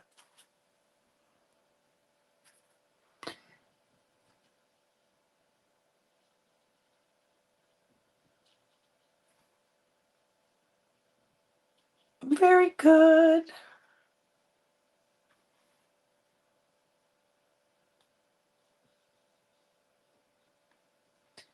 So where I had lifted some of that pigment, I'm just filling it in now, just by wetting that ink. Okay. So could you leave it? Let's see. I'm going to dry it and let's see if we can erase the pencil lines a little bit. I'm curious. I don't actually hate it either with the pencil lines in this background because it is very loose, right? So let's give it a blast. Oh, I'm going to tap some ink first, okay? I do want some of these. Do you see how, like, so if you kind of made a mess, how this quickly put just some little drips of watercolor actually make your messiness look like it's deliberate? I find that this is the easiest way to add some intention to my mess. See where I hold and I just tap? So look at how I hold it too, right? Not like this, not a grip, just loosely. And like if it was your cigarette, Natalie May said that, and you're tapping the ashes off. Not that I've smoked, but if I did, right? Like Cruella de Vil, just taking your kind of ashes off, and then just add some detail wherever you might want a little bit of business going on. Not that color on that one though, Vicki. Don't get crazy.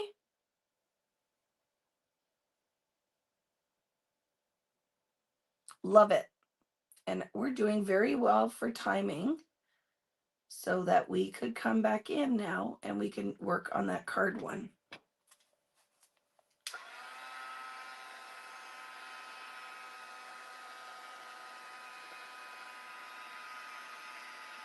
You know what though, Carolyn? Just go over it with your pencil. Watch when I go, or with your pen. Is it the thickness of your brush? I'm going, like, here's the other thing, right? So that is, because I do this kind of stuff, is I'm a very light touch. So I'm not baking this, remember? But I do have a little red blobbiness going over here. I must have touched red from my paper towel on here. So I'm going to add some water and try to lift that mess that I made better. Let's see in a section that's dry if my eraser is going to work under a distress ink, which it should. So I like a white eraser so you don't leave marks where you didn't want to. So it is. But what I want to do then is I am going to opt to go in with a little bit of black detail. Okay. Do you have to do this? You do not. Right? But I'm going to go in now and pretty much loosely follow some of my pencil lines. Don't do this if it freaks you out. Okay. Just leave your little pencil lines. So I am not using the entire, I'm doodling. It's like they are what would you call it? Like kind of skip. Some is in front and some is behind. I am not doing a solid doodled line. I am doing some dots. And I will show you, okay? And then I know I can erase some of this too.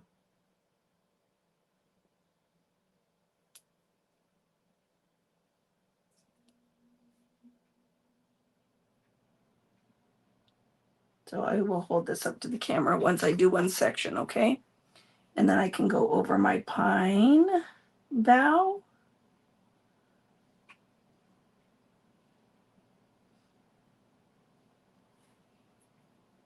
Again, pull towards you with your pen, not away.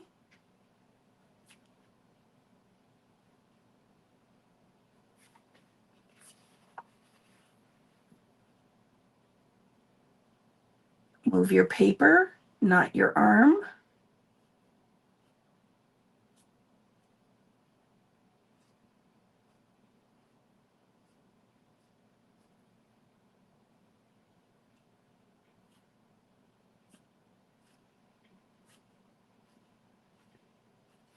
Okay, I'm going to show you.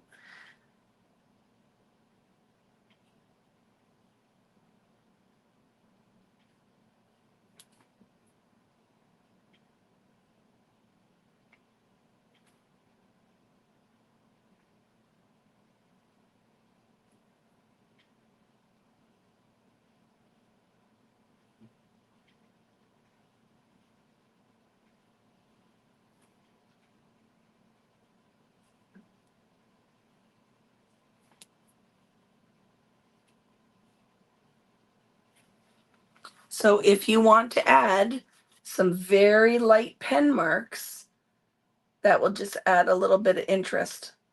Are we going to add gold? I'm going to do gold on the smaller one. So we're going to do gold on the smaller one. So see, now I have the pencil mark or the pen marks there, and I could totally go in. Once, make sure your pen dries. Don't erase that before.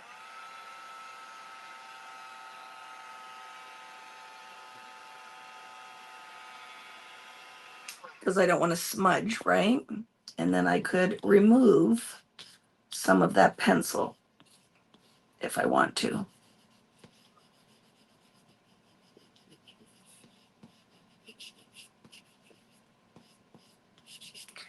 Do you have to use the pen?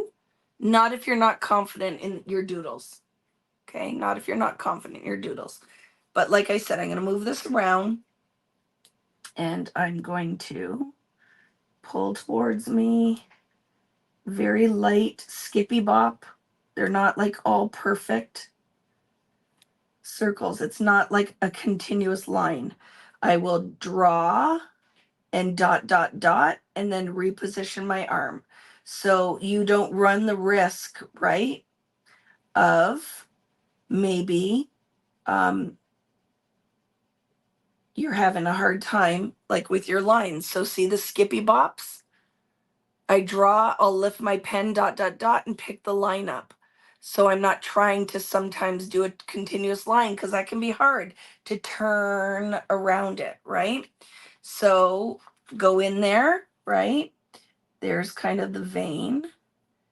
And then start here. It gets a little weird. Skippy bops, dots to fill it in, okay?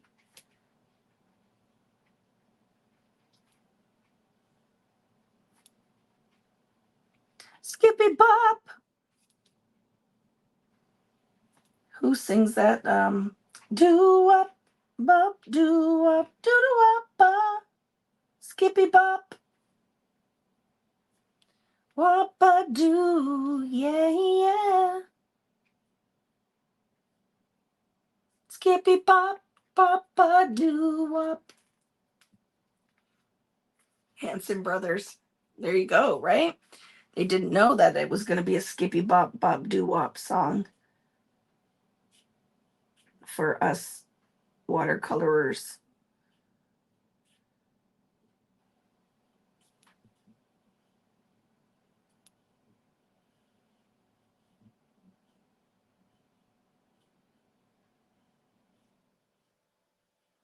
So I just like going in with the pen because now I can add detail to my kind of Wessie watercolor. Messy watercolor. Wessie watercolor. So I am going to work on one area and then I'll finish the rest after because I really want us to go on and do the smaller art as well, right, for a card. Now, what I thought, let's try it because I'll do it and see. I'm going to try not to wreck everything. So I'm going to go in Lumberjack Plaid. The original berries were in Festive Berry, and I'm going to use the end of my pencil. I'll test it in case this pencil's dirty. It's not. And it's a new eraser end, and I totally could go in and do a few more Festive Berries, right? Go in and add, if you want, some detail with that darker red. Okay.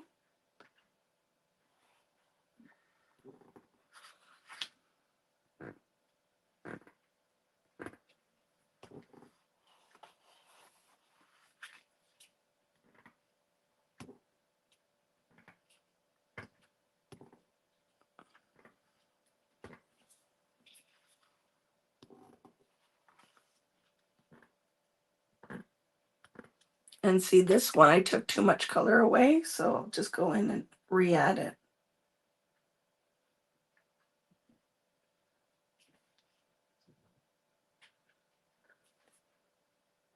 Do up, bop, ba, do up, ba, do up, bop, ba, do, yeah, yeah. So if you want to, right, you could put a little bit of darker berry in there. If you don't want to, don't do it. My darker berry might go around the wreath a little bit more, though. Am I going to ruin everything? I don't know. Let's see. But I might just put a couple in there, like it's growing through the thing.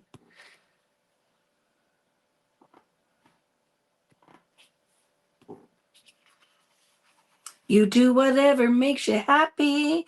If you're like, I love this, and she just ruined it with those berries, don't do it, right? Don't do the extra berries.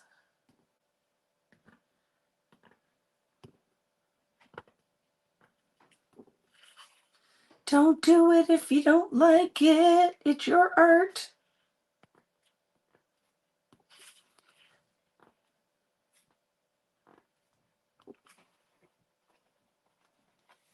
Okay. And then I will just continue the doodly doodlies after. because now I did it. I have to commit. I got to finish the pen work. And then erase some of my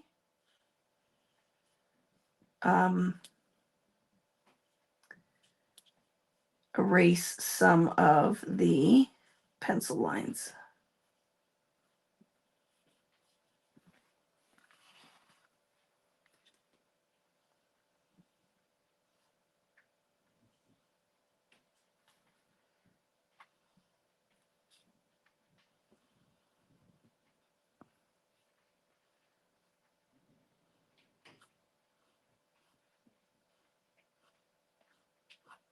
It sounds like it's raining out there. I wonder if it's raining. What kind of weather are you having where you guys are? Like, it is not typical December weather. It's actually quite warm here. I did not have a coat on today, so that kind of gives you an idea of the kind of weather we're having. I did not need a coat. I don't know, Mom, if you're out there, what's the temperature around here right now?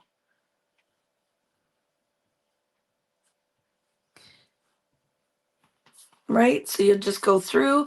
Now, you could add some detail to the berries because I feel like they need something, right? So I am going to just do some loose lines around them. Now, I also could come in with some sparkle and add, we could like make them like crystallized berries. What do you guys think? Should I add detail? 23 degrees, that's nice. 12. Yeah, it's quite mild here.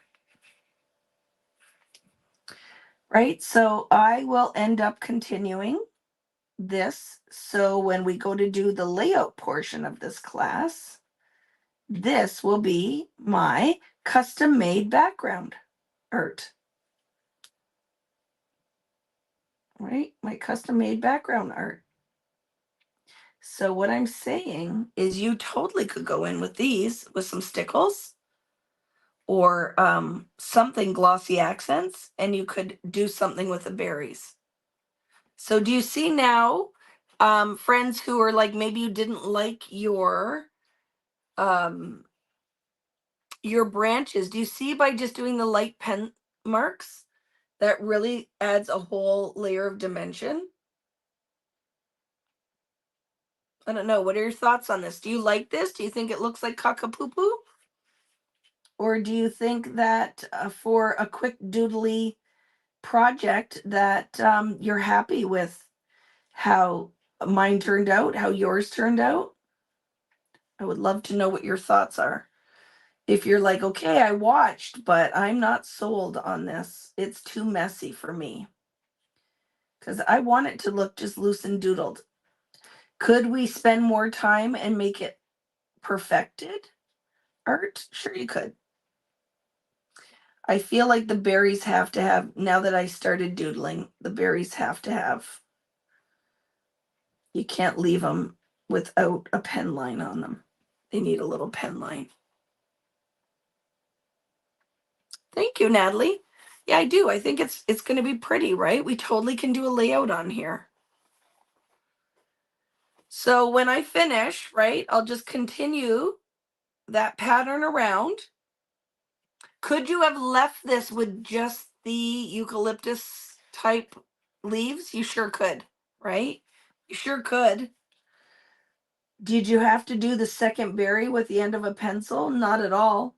I am going to probably use that pencil on the next one we do with the card, just so the scale of the berry can be smaller. Right? It is meant. I make it so it's not perfect. So if you can't draw like a perfect circle, you're totally okay with it because you're like, doesn't need to be perfect. I can totally draw outside the line. Like I can draw over it. It can be kind of like an egg. It does not have to be a perfect circle. Do up, do up. Right? And then just go in and continue creating your art. Not with full circle or lines. Dash lines are good, right? Doodly bops.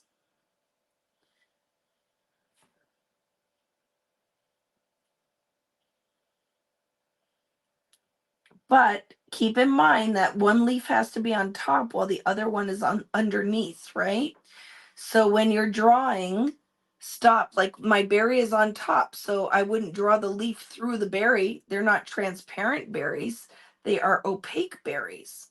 So when you go to do your doodle lines, make sure you don't doodle over top of something that you want to look like it has depth and it's behind, like that art is sitting behind, right?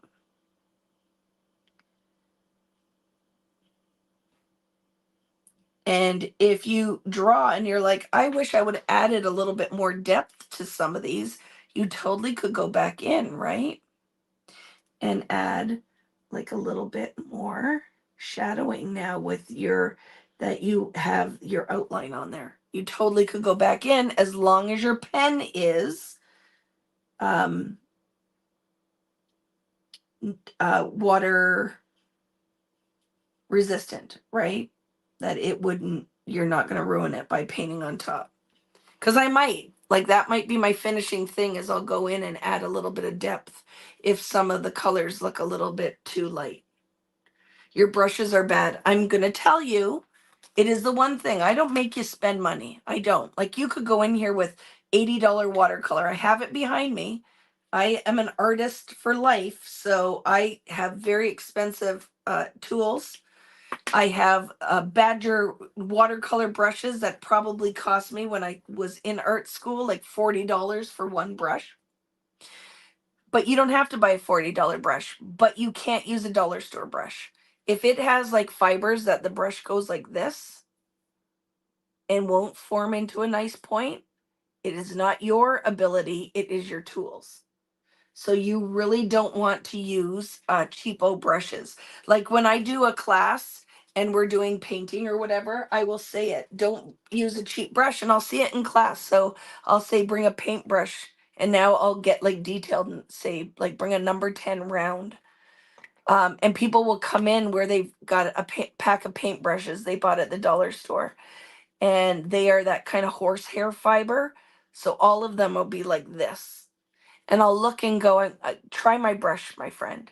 Because I'm going to say that I understand you don't maybe want to invest in this until you try it, but you're going to think you're not good at it. And it has nothing to do with your ability. It literally is your tools. So I have to say that you don't, these brushes I think sell for like $8 on my shop, $10. They're not expensive. But if you take good care of it and don't leave it in your paint or leave acrylic paint to dry on it, some of these brushes I've had for like since I've started this whole thing. So I just want you to know that if you're doing this and you're playing along and you're like, I've never even seen Vicki before, but this looked fun and I thought I would do this because like I have some Crayola watercolor, I have a pen, and I have this paintbrush, and I'm going to try the things. And then you're doing it and you're like, it's not working.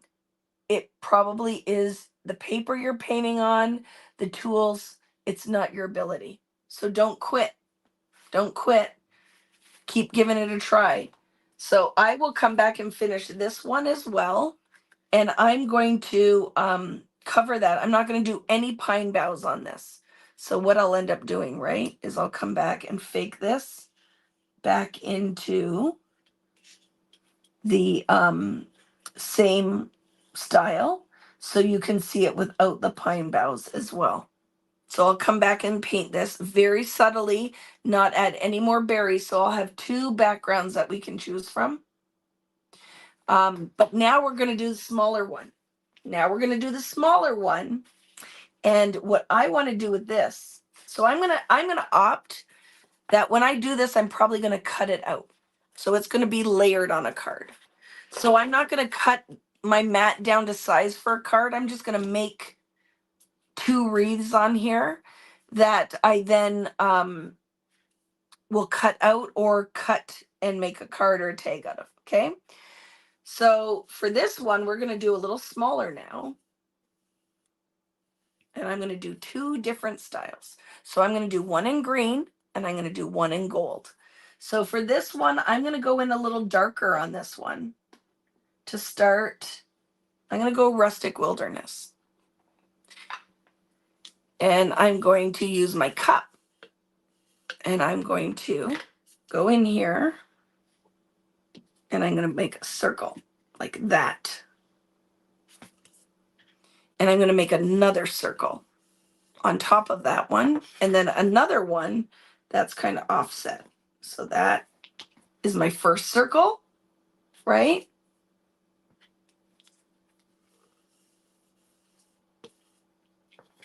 And now I'm going to go and I'm going to do an offset circle like that.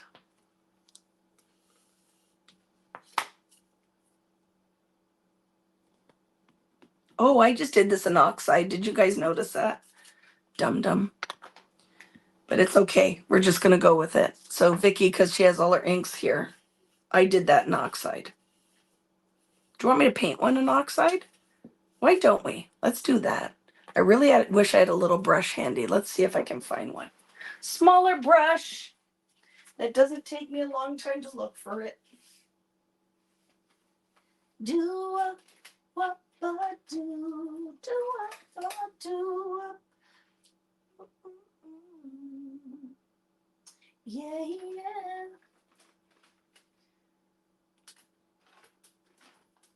Oh, here's one. Let's look. See if this will work. So I have these two, right? And so you know I just licked this brush because that's when I was in school. That's how my teacher taught us to get a point. After you clean your brushes, you'd put it in your mouth and twist it so that you could get that point. I just put it in my mouth, just so you know. So I would do that in front of you guys. So this one is a number. So this says 970 white talon brush. Oh, number 8. It's a number 8. And this one, like I said, is probably a number 10. And this one is cheap, doesn't have a number on it, but it's cheap, but still has nice little bristles, right? So what my thought would be for this one is could we do where we don't have to? So I'm going to put oxide and regular, and we're going to try to just paint the leaves onto this one. So I can do some oxide. That's oxide rustic wilderness. Here's regular. Vicki spit. It's true, right? Everyone around me will be singing Christmas carols, but I'm singing the doo-wop song. I can't, it's in my head now, right? Doo-wop, bop-ba-doo. So I'm going to go in and I'm going to paint. Look it. So I'm going to touch my brush down and then go wider. Touch your brush down and go wider. So now look it, I'm making a leaf with a round paintbrush, right? You're just going to make a leaf. Like, oops, that is not a leaf. More water. So I'm going to lightly touch and go wider. Or if that's hard, go like this for 2 leaves. Too much water now.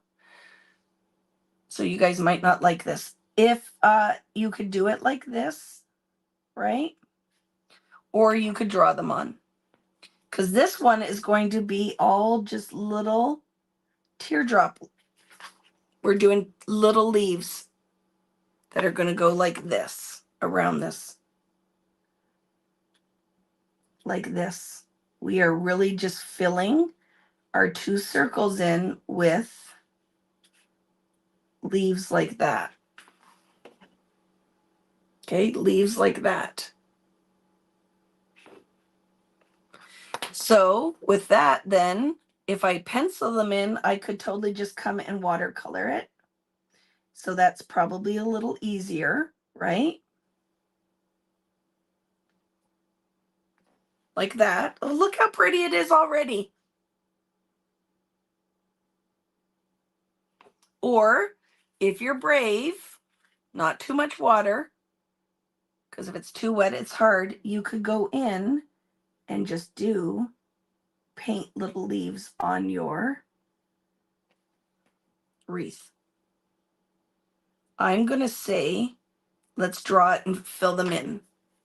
So you feel a little bit more confident in that. Do you have to draw it like a Picasso? No. We're just drawing little,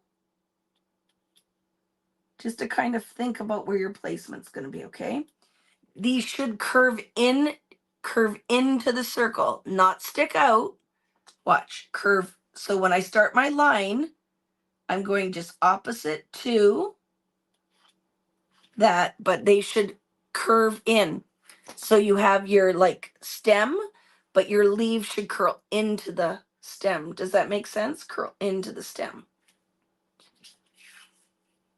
So we drew, and then we'll pull our pigment into the stem so that the darkest part is going to go where the leaf originates. Okay? So into the stem. So even if you don't draw them, you could paint them that way, right? Like a laurel leaf almost, right? And paint it into the stem. Into the stem. So I could put a little bit more dark paint where the leaf originates. Okay? The less water you use, the darker the ink is going to be. The more water you use, the lighter the ink will be because it's more water, less pigment. Okay. We're going to turn our page, right? Because you don't want to crank your arm. You want to turn your page. Let's make sure these are dry so I'm not dragging this everywhere. Is anyone doing this one with me? You still working on your original? See, I want to show you guys because I want you to finish this. So when we come back later this week, you will have a couple of different wreaths. The one that we can use for a card or tag, or like to go if you're given a bottle of wine to your neighbor, your friend, you could make a beautiful little tag that could go with it, or a card. Gotta watch, my leaves are getting a little bigger, so I gotta rein that in, Vicki. I want these first ones to be fairly light. And I can come back and add the darker, right? See, more pigment, less water, I can get the darkness.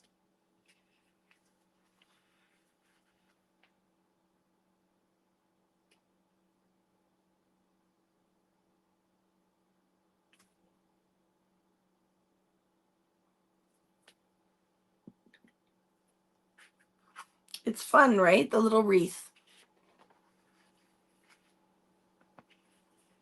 So guess what we could use for berries on this? Stickles.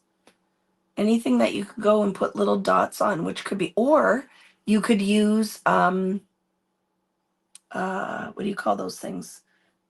Enamel dots, right?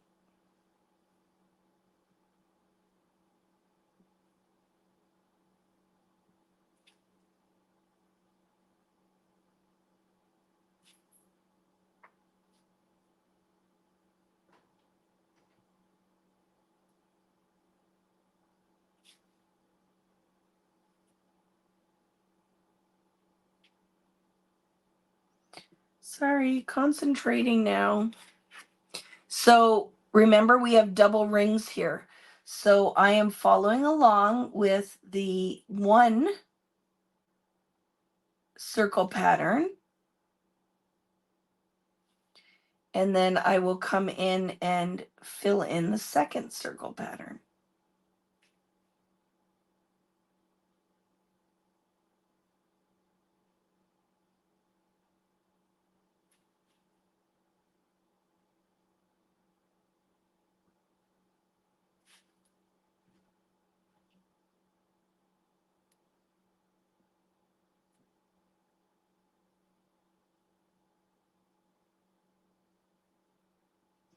Detail with a little dark.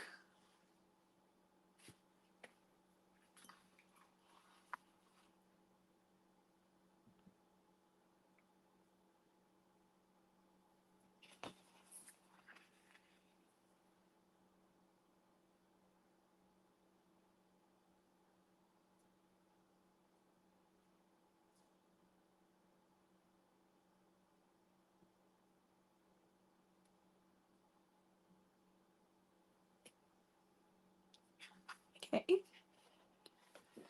So I will finish a little bit of this one, and then I'm going to start with my second. Now, could you go in with another color?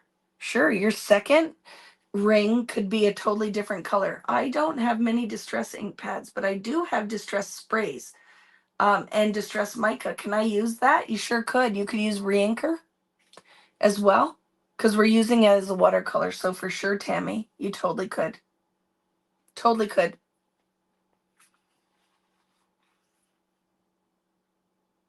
Yep. You are correct, my friend.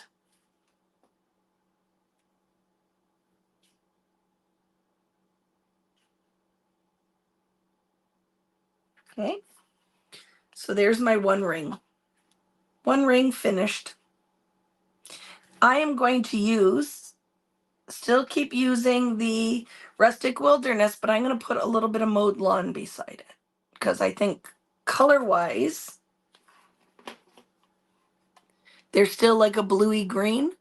Oops, but not that. See, I keep tricking you. That was oxide. Look. Okay, it's almost like just a shade darker. So let's go in with the other one. I'll test first. If it's too light, I can just mix the two colors together. So I'm going to start my laurel leaves for the second one right here. Oh, I don't mind that at all. So that is, I'll show you. Let me just do a couple leaves.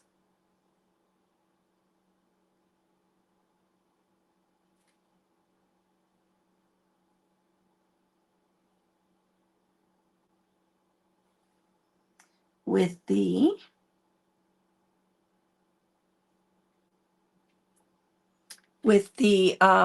what color is this again?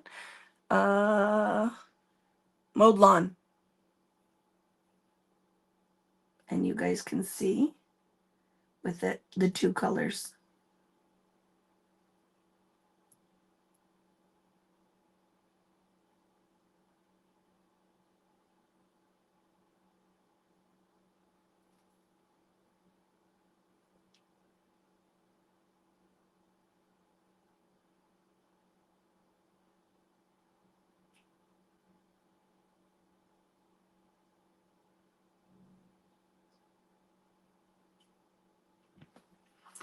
So there's with the mowed lawn. Can you see it's a little bit lighter?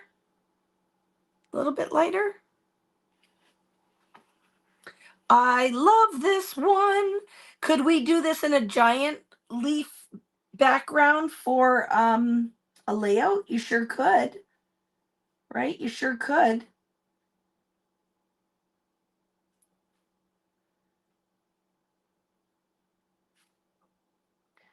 You would just do the scale bigger, right? Or you could do it tiny, tiny like this as well. So turn your page. Now, right, they kind of overlap. So I'll just make like a leaf there. And then maybe one here. And then start following that piece. So you might not have as many because you don't really want to muddy the water. Hello, Claudine. Thank you for saying, popping in and saying hello. And a Merry Christmas to you too, my friend. Hello, Kathy. How are you? Enjoying watch paint and create while I work on my Christmas cards. I love that. And you know that I just want you to be here. So you don't have to be doing what I'm doing, but and let me tell you, especially like a lot of my friends from Crop and Create, friends and people have been taking my classes for a number of years, and maybe we haven't seen each other for a while. If you just happen to pop on Facebook or YouTube and you see me on here, please come and say hi. You guys don't have any clue how much I miss some of my friends that I haven't got to see in person in a long time. So please, if you're on here and you see me, of course I want to hear from you. Come and say, tell me what you're up to. Just say a hello, say a Merry Christmas. So if you're out there and you can comment, I would love to hear from you guys. Yeah, I miss seeing a lot of people at in-person classes, right? I have to say, I freaking love this, just so you know. I am in love with this little wreath.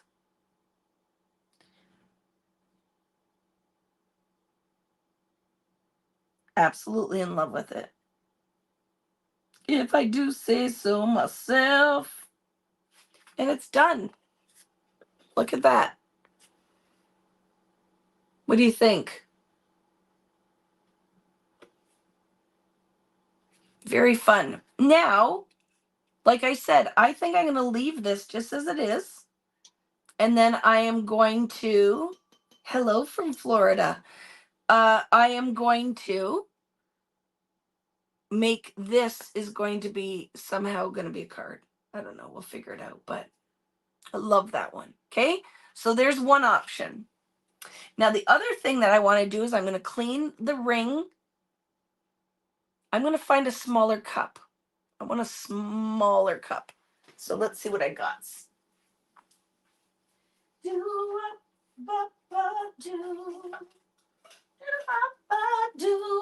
Smaller cup. Thank you. Really love how that turned out. I have to say, very happy with that. So then just let it dry. But that double little ring wreath, look how quick that was. And if you don't do it the first time to your satisfaction, I'm going to wipe this up even if I'm going to use these colors again. Try it again. Like understanding that I've been creating art for a long time. So I can just draw and do the things. So I'm not expecting that you should sit down and maybe do it exactly like mine. Some of you are going to do it better than mine, right? Yours will look even prettier than mine. But I just want you to try and try and try one more time. Like, don't do it once and go, like, want to kick me or throw your paintbrush at the TV, because every time you do it, it gets a little easier. So for our ring, what do you think? Copper or gold or a combination? This one I'm going to do as a partial. So we're going to make a ring like it's a metal ring, and then I'm going to paint in one direction and the other direction to make it like it's on a brass ring. That's my thought here. What do you think? I think you'd be able to do it too. I 100% would tell you that, Kalina, that yes, you can do this. There's no reason you can't. You just got to try and you got to practice. What is Mary Pat saying? Vicki, it's supper time at my house, so I'm pausing and we'll resume afterwards. Love what you've made tonight. Thank you very much, because I won't be here for much longer, right?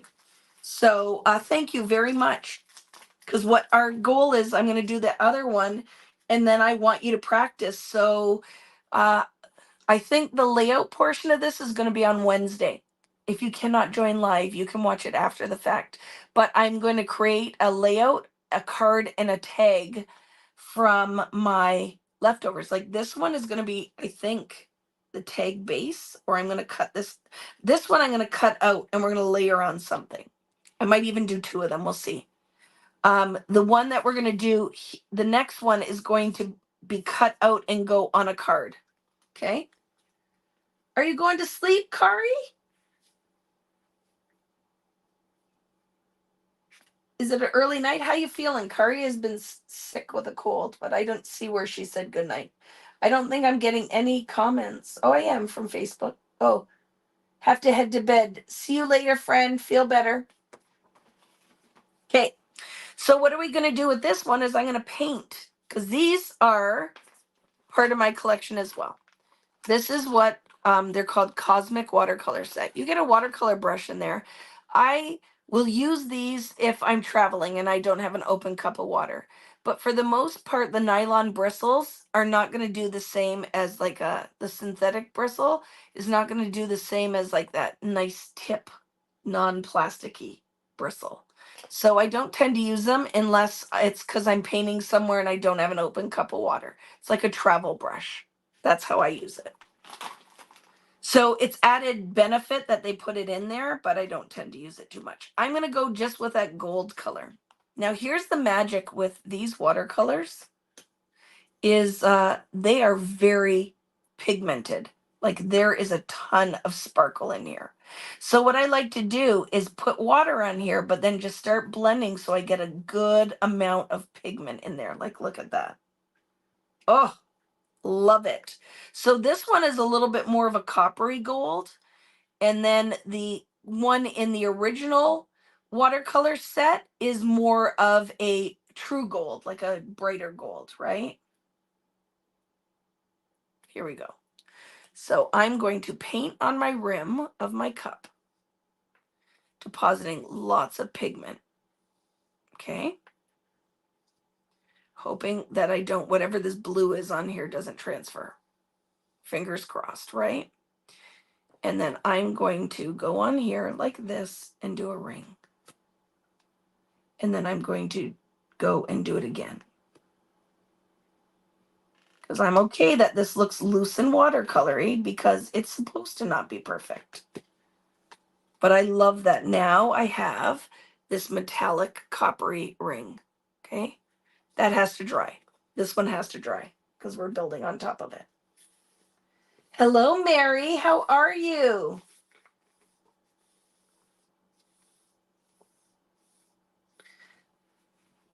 Okay. So let's give it a little blast.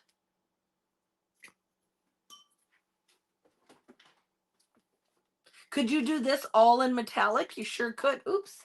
It totally unplugged. I went to turn it on and the plug is with me over here.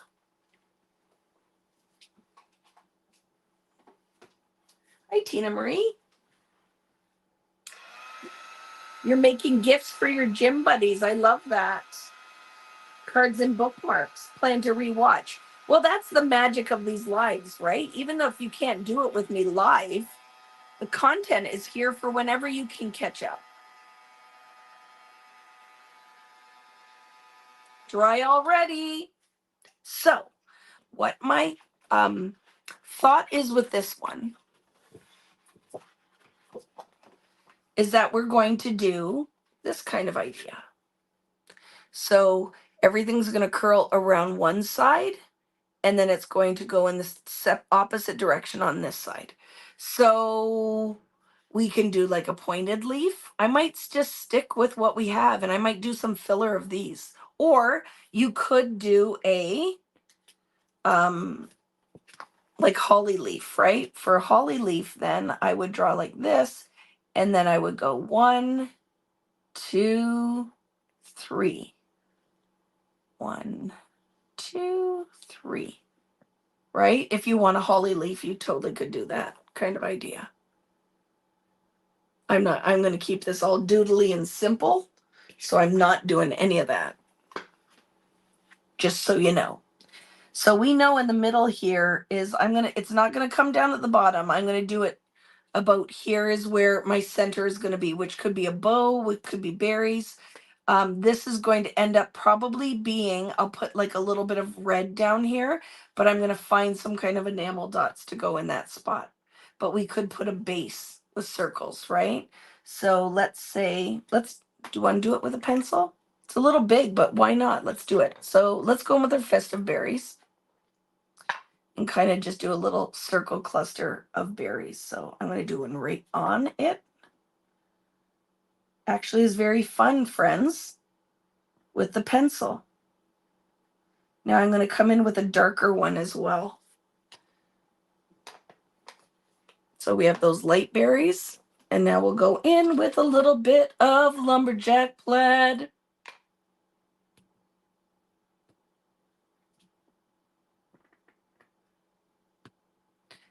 It looks, the contrast is not huge here, so I don't know if you can even tell that it's two different colors. Whatever. Good enough. Good enough. Right? So I've started this, and now we're going to draw our, maybe a blast. Just make sure you're not dragging your hand in red ink.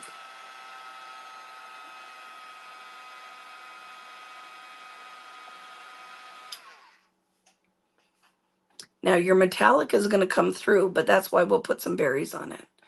only because it's more opaque and it's actually resisting the distress ink.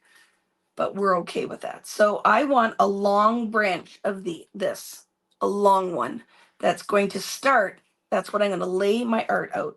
So it's going to probably come to about that point. Okay.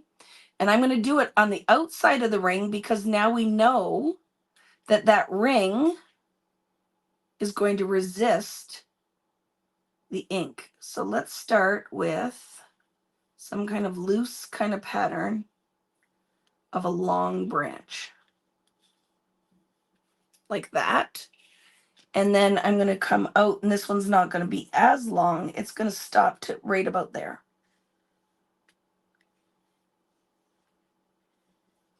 So what do you think if we painted with some, I'm going to try this one with the oxide. Let's see what happens. Okay. That one is actually too long. I want to end that about here instead. Okay. I'm going to end it here instead. So now we can come in with another one of these branches that maybe comes out like this. And maybe I'll do it, the leaves a little bit smaller on that. Maybe this one comes out like this.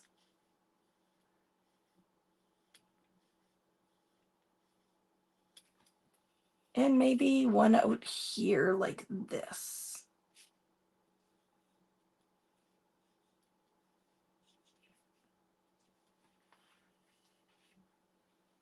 And I'm not going to do equal. I'm going to do 3 on this side, 2 on that side. Let's paint that.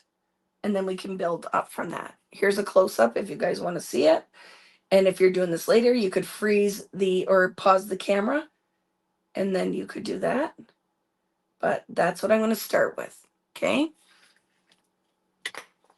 And do we want to go in with oxide and see? Maybe. I'm going to go in with a little rustic wilderness and let's see if that's going to resist as well. And I'm going to stick with a smaller paintbrush. Oops. I'm not going to paint off that. How you doing out there, friends? We're still here, right? I'm still, because I know you're working. I just am always, when no one comments, I'm like, I'm not talking to myself, right? Like you can still see me. So let's go in and paint with our oxide. So we're small, like going smaller, right? So this is going to be a little bit more detail work. Good. Thank you, friends.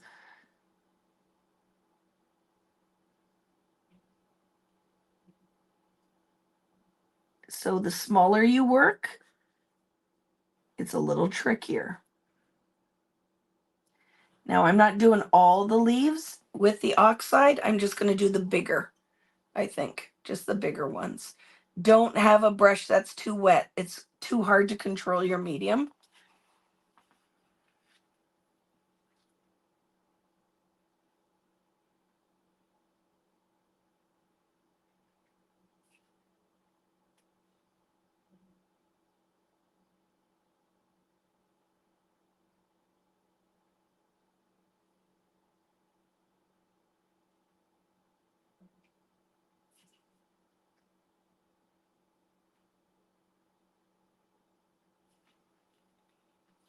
It is a little trickier.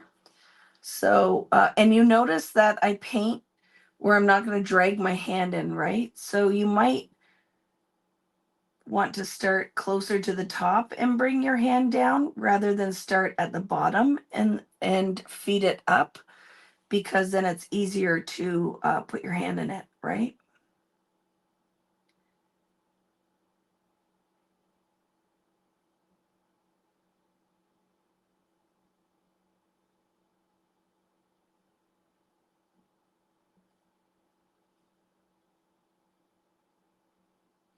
So you're still going to see the copper through, but it's all right. We'll go with that.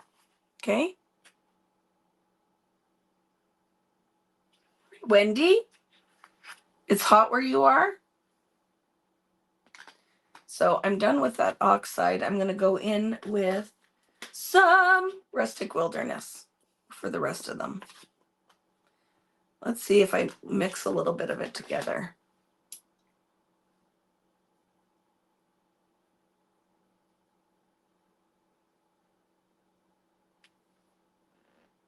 So watch you don't drag your hand in where the paint is wet, okay?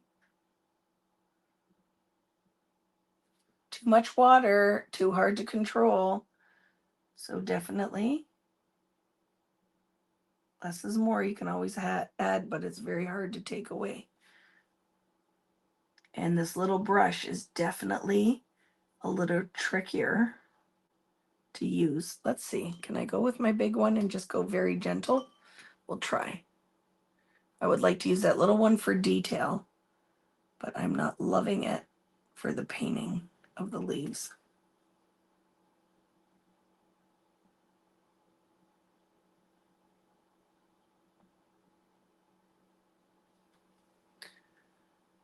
Gotta get the tip on. Okay.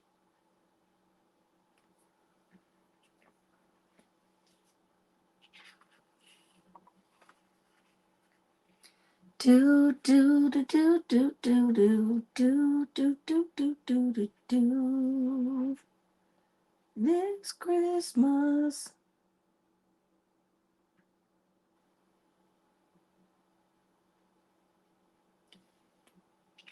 There we go.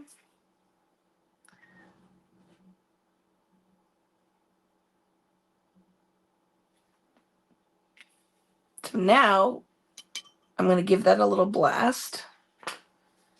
And I am going to add a different leaf in there.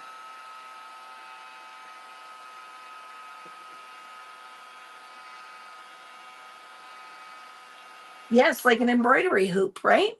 Like when you see those wreaths that are added on a gold embroidery hoop. So it is pulling to the front, which the only thing you could do is add, I'll show you something, but here's the trick. So you could paint a little bit of gesso on there. The only thing is gesso also resists distress ink.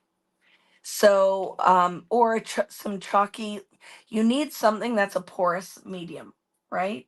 But we'll just go with it. We're not going to overthink that the copper is pulling to the front. We'll just go with it. But yes, it definitely can be a little bit of an issue, right? So I want the center of this one to be more where our little pine boughs, or you could do leaves. So let's start with like that. These have maybe some leaves. So I'm doing our like almond shape, right? Or just like a leaf shape.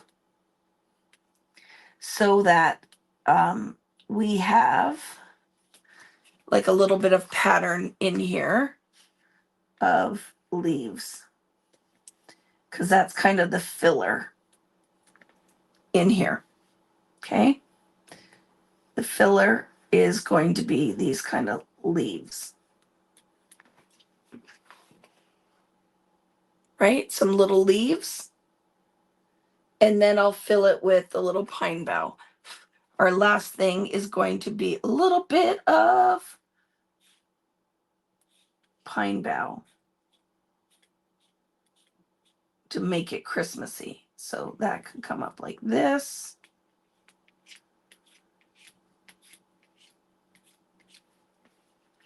And then where could it fill in here? Definitely a piece here. Maybe not that angle. See, popping out too much, getting a little crazy. So turn your page, and maybe it's coming from behind like that. Pine bough. And maybe I want to, oop, little crazy again, Vicki.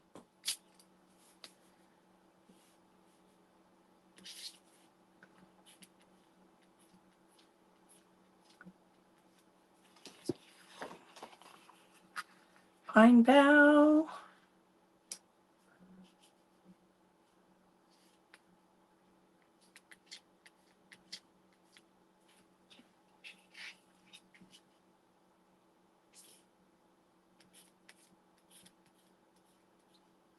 And we can always edit, right? Is it too much? I actually don't think it is. I just think it needs something more down here. Okay, I'm gonna paint. I'm gonna paint those, okay? This is too tall for that scale wise, so I won't go that high. Like it needs to come in about there.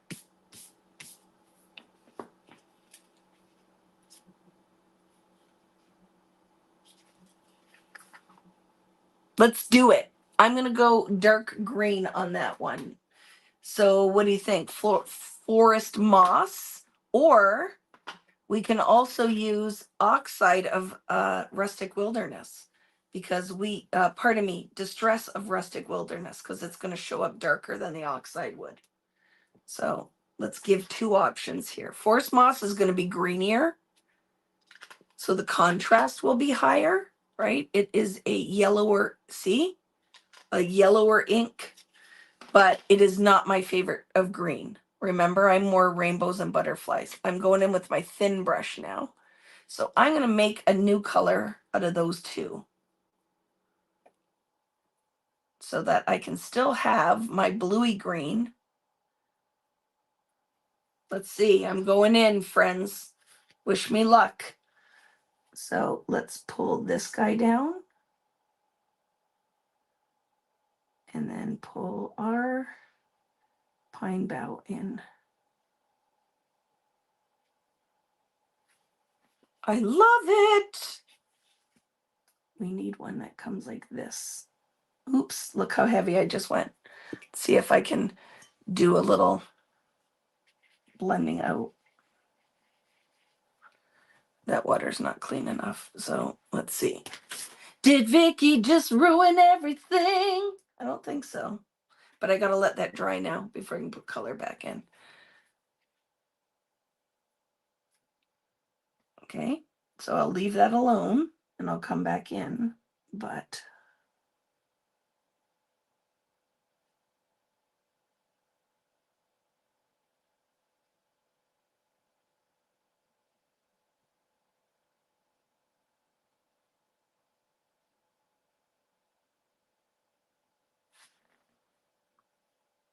and I don't like the shape of that one. See, you don't always, it's not always perfect. So we'll lighten it and figure out how we're gonna fill that in. I still went too high. That should have not been up that high. This Christmas, I'm wrecking everything. See, too wet. Although, that looks like spruce when it wicked in like that. I just ruined this whole thing, just so you know. But let's see if I can bring it back. Can I do some crafting CPR, or did I wreck it all? We'll see.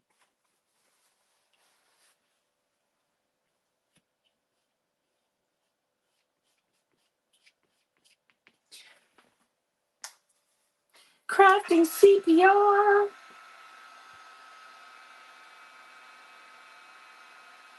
It's not the end of the world though, because if I did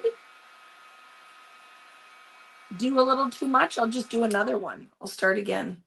It'll be okay. Because that one ruined it. That ruined it for me. But I'm not going to give up. I'm going to try and see if I can resurrect it.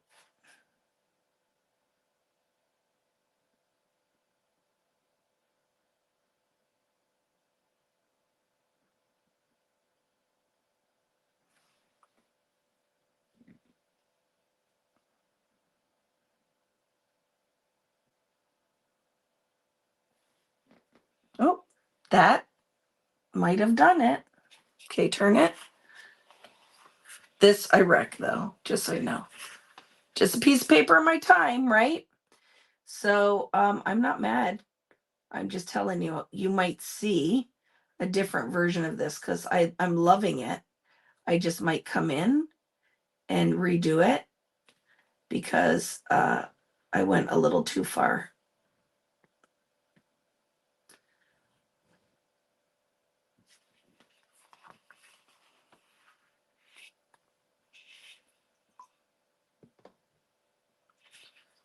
but I will, because this really did turn out pretty, do it again and wipe this random dots that I'm going to wreck my other wreath with.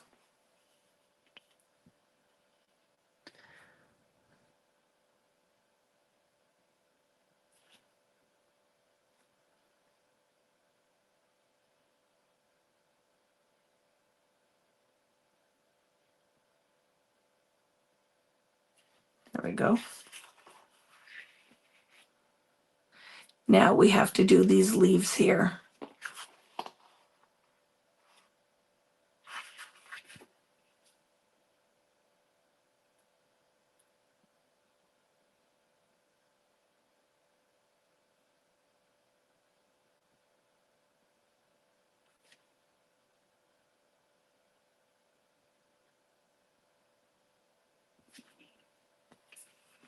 Do, do, do, do, do, do. Have you ever done that with a project where you're working away and you're like, oh, I love it. And then you add that one extra thing and you're like, I should have stopped. Or, oh crap, I just ruined it with that last thing. Or it looked better without that addition. Because I'm sure I'm not the only one who has done that. Right? Where you're like, not a fan. Not a fan.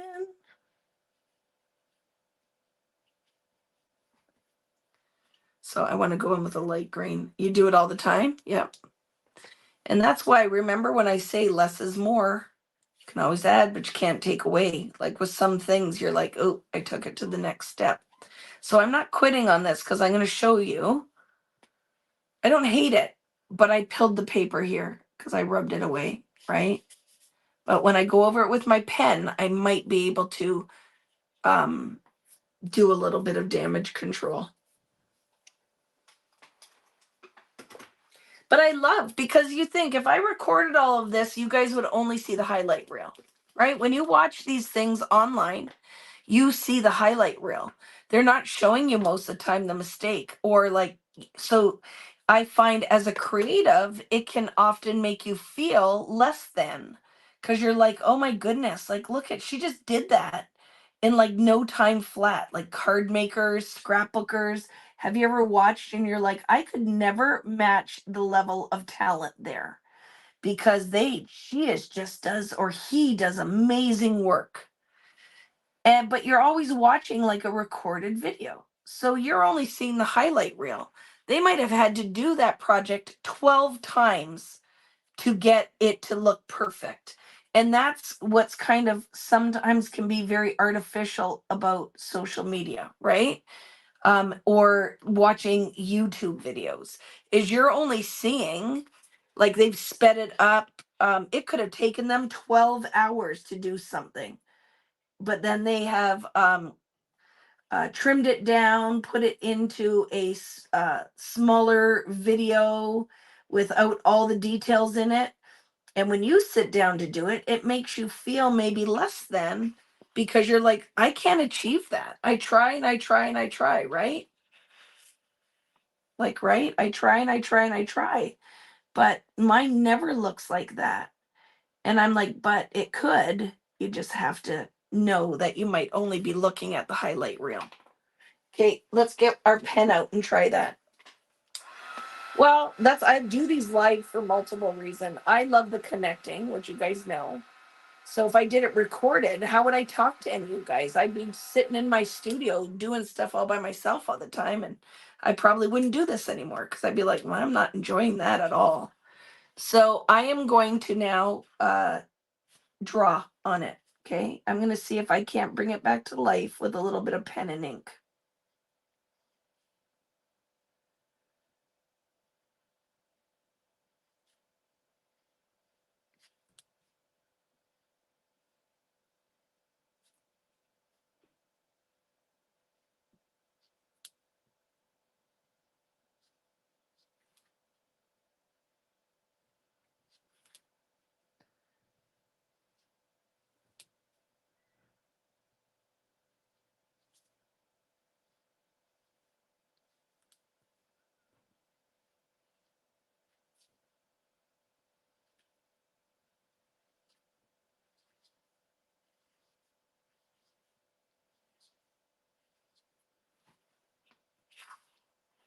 So far, right?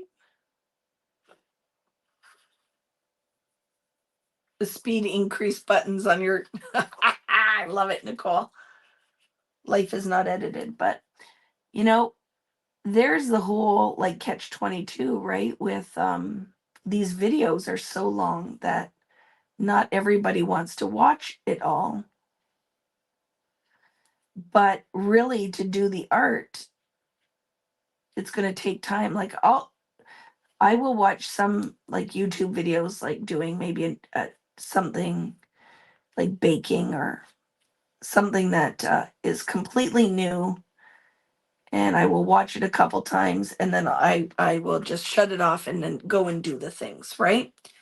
But then some of them, like I want to craft along or make along or bake along, and I will totally watch. And then for a lot of you guys, my VBoo crew, the people who are here all the time, you might not even make.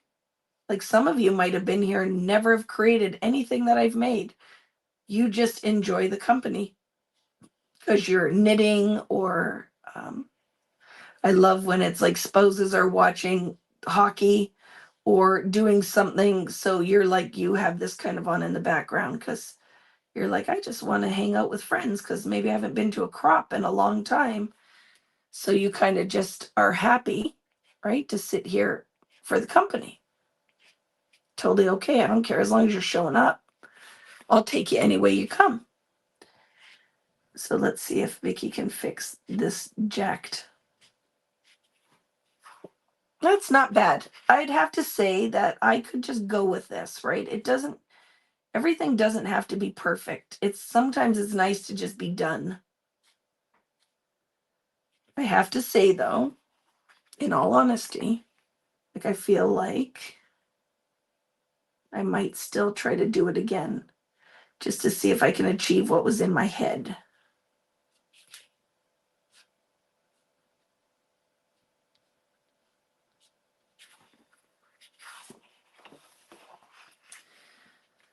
This Christmas.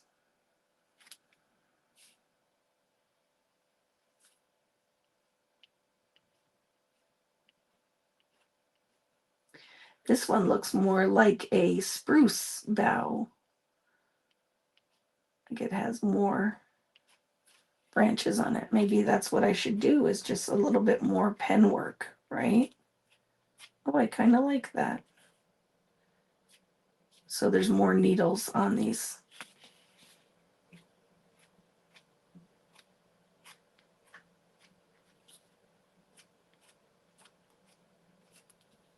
And maybe that will help me correct the mess that I made, right? Just putting more branches on it. I don't hate it. What do you guys think? I don't hate it.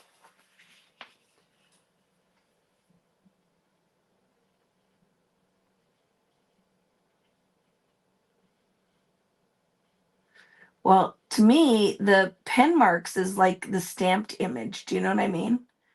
When I do the pen, it makes me feel like I've stamped it in black or something. Here we go. Not bad, right? Not bad. Might not be what I originally intended, but I still like it. What I will do though, I think it needs like a little bit more lightness because all that green looks kind of the same color, right? So I'm just going to add a little bit more of that kind of yellow from the lighter in there. Not everywhere, just a little bit.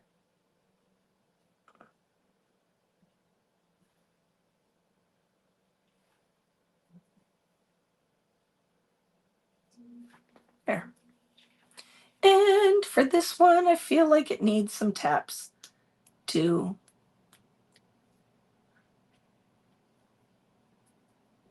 not make it look as messy as it. This is really hard on these little brushes to get any tap marks out. Doesn't hold enough water. Right, so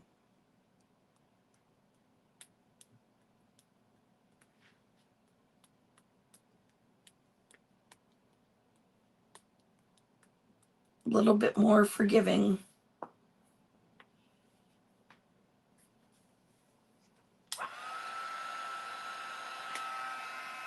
Do do do do do do do do do do.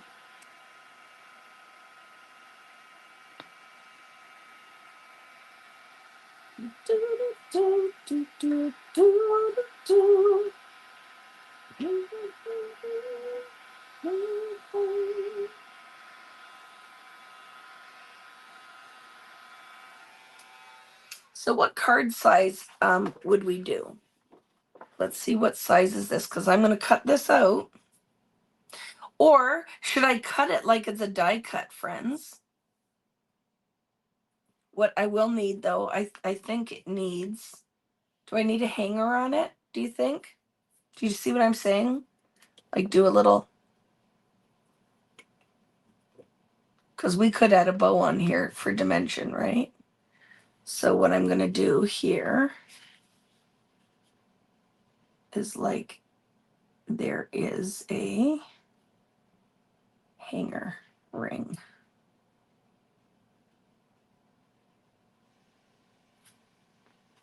Okay.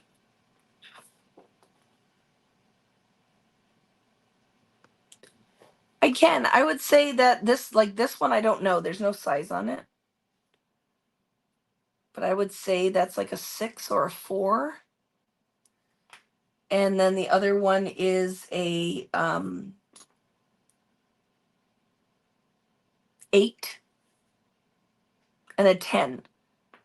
Okay, so I would say a 6 or 4, 8 and a 10 for the round paint brushes. Is that helpful? So tell me what your thoughts are here.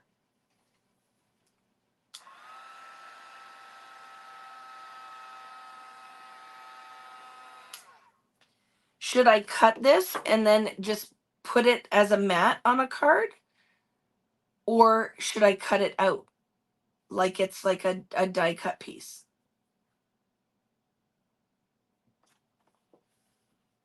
Same with this one. Should I cut it out like it's a die? It's a die. A 5x5 card. We could use this one for a 5x5, couldn't we? Let's try it, Julie. And then maybe this is the one that goes on the tag. So maybe I'm going to flip the script. If I can cut this out in a 4x4, I would like 4x4, 4.5. Oops.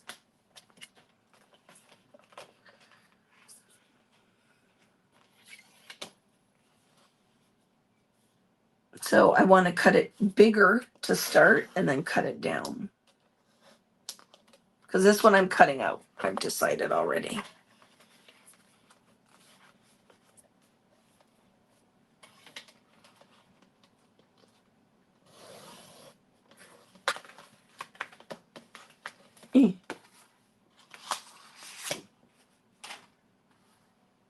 So what is the size of this? I have no ruler.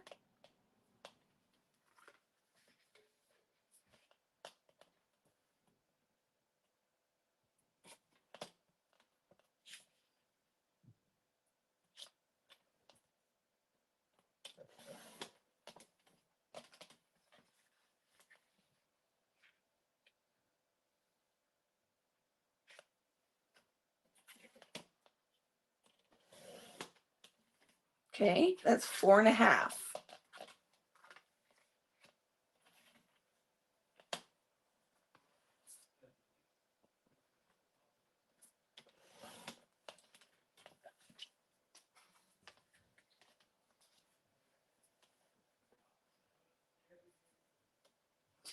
Uh-oh. What other size could I do that is not a square? Maybe 5x7? Or could I fake it?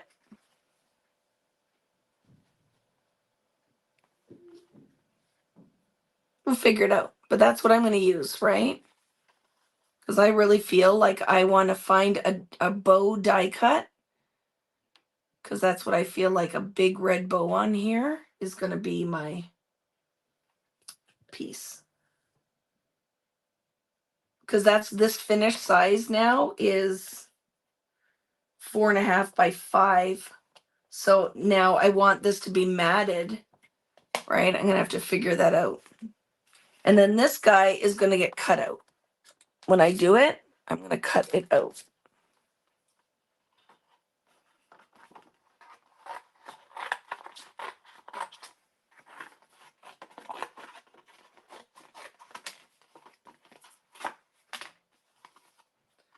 So I want this to look like a die cut. These scissors are not good for this paper. I should stop. Because they bend it, they don't cut it. I need finer scissors. Let's see, how does this one cut it? No. So I have to wait till I have my cutter bees down here. But see, this is all going to be cut out, not the center. I'm going to leave the center. I'm going to cut that one out and we can layer it on something. Probably I just have to look in my stash. I might not even have one. I might have a stamp though. But that, so what do you need for Wednesday to make projects now out of our art? You will need, if you want to make a layout with me, you will need to do your wreath, right? You'll need to do your wreath. We're going to make a 12 by 12 layout out of this. Okay. I am going to make a card out of this guy. And then this one is going to be a die cut, and we're going to make a tag out of this. And you can do whatever you want, right? But that is what my plan is. So what you will need for Wednesday, if you want to play along, are those pieces, whatever you're doing there, okay? I hope you enjoyed that, friends. I'm going to flip the camera around. But love how these turned out. I will revisit this too, because I feel like I could do a better job with it. But I do love that. I hope that you see that we don't have to do the same thing all the time to have, right? Fun, right? To have fun, we can switch it up. And let me flip the camera around so I can say my good nights to you and ask if you have any questions. And then don't forget, if you did sorry, cords are falling all over. If you did a peppermint kisses and you want to do the, here we go. Hi. If you want to do the bonus layouts with me, I'm going to be doing that tomorrow. So I really enjoyed that. Right. Very fun. Very fun. The simplicity of this is one of my favorites. I just love that one. Love that. This is going to be a 12 by 12 at some point. But maybe it'll be like an Easter layout and we like put little eggs or little bunny ears on it. Could be really fun, right? And then when this one is finished, it's going to make for a very fun 12 by 12 layout. Or you could do two of them, where one is slightly smaller than that, layer it and frame it. That could be really fun. And then put dimension, like instead of the little red dots, could be red buttons. You could put texture on it, sew it on there. Could be really, really fun. So I hope you enjoyed that, friends. Thank you for joining me on our Saturday date night instead of our Friday night live. A lot of fun. Had a lot of fun. Get your homework done, and I'm going to be back on Wednesday at 7 p.m. for the Wednesday ones because it's midweek. And then I'll pick up Friday again. So it'll be like I'll do Friday and Wednesday moving forward. I think I have to look and make sure I don't have anything else. We don't have Christmas parties or anything to go to, so it should be fine. Like I said, you might be watching this after the fact. Please remember to still leave a comment in the regular comment section of here. If you haven't, thumbs up the video and subscribe. Make sure that you hit that subscribe button so when I go live, you don't miss it. But this was a lot of fun. So that's all on YouTube. Facebook, just like the video. Please still leave a comment on these things and just check in and let me know what your plans are for the holidays. And be watching because I'm doing a whole series of these. And then at the end, on our final like party night, we're going to do giveaways. Or maybe we'll figure it out. I'm going to do giveaways, and I'm just going to do gift certificates to my store. So you guys can pick whatever you want. I don't have to pick it for you. Okay. So thank you so much. Have a wonderful rest of your Sunday evening for my friends down under, and Saturday evening. And I will see some of you guys tomorrow in the bonus class for Peppermint Kisses. But otherwise, thank you. Have a wonderful night, and I'll see you later. Thanks, Nat, as well. And we'll talk later, friend. So see you later, guys. Have a wonderful day. Make sure you give it a try. You can do the things. You can do the things. We'll see you guys later.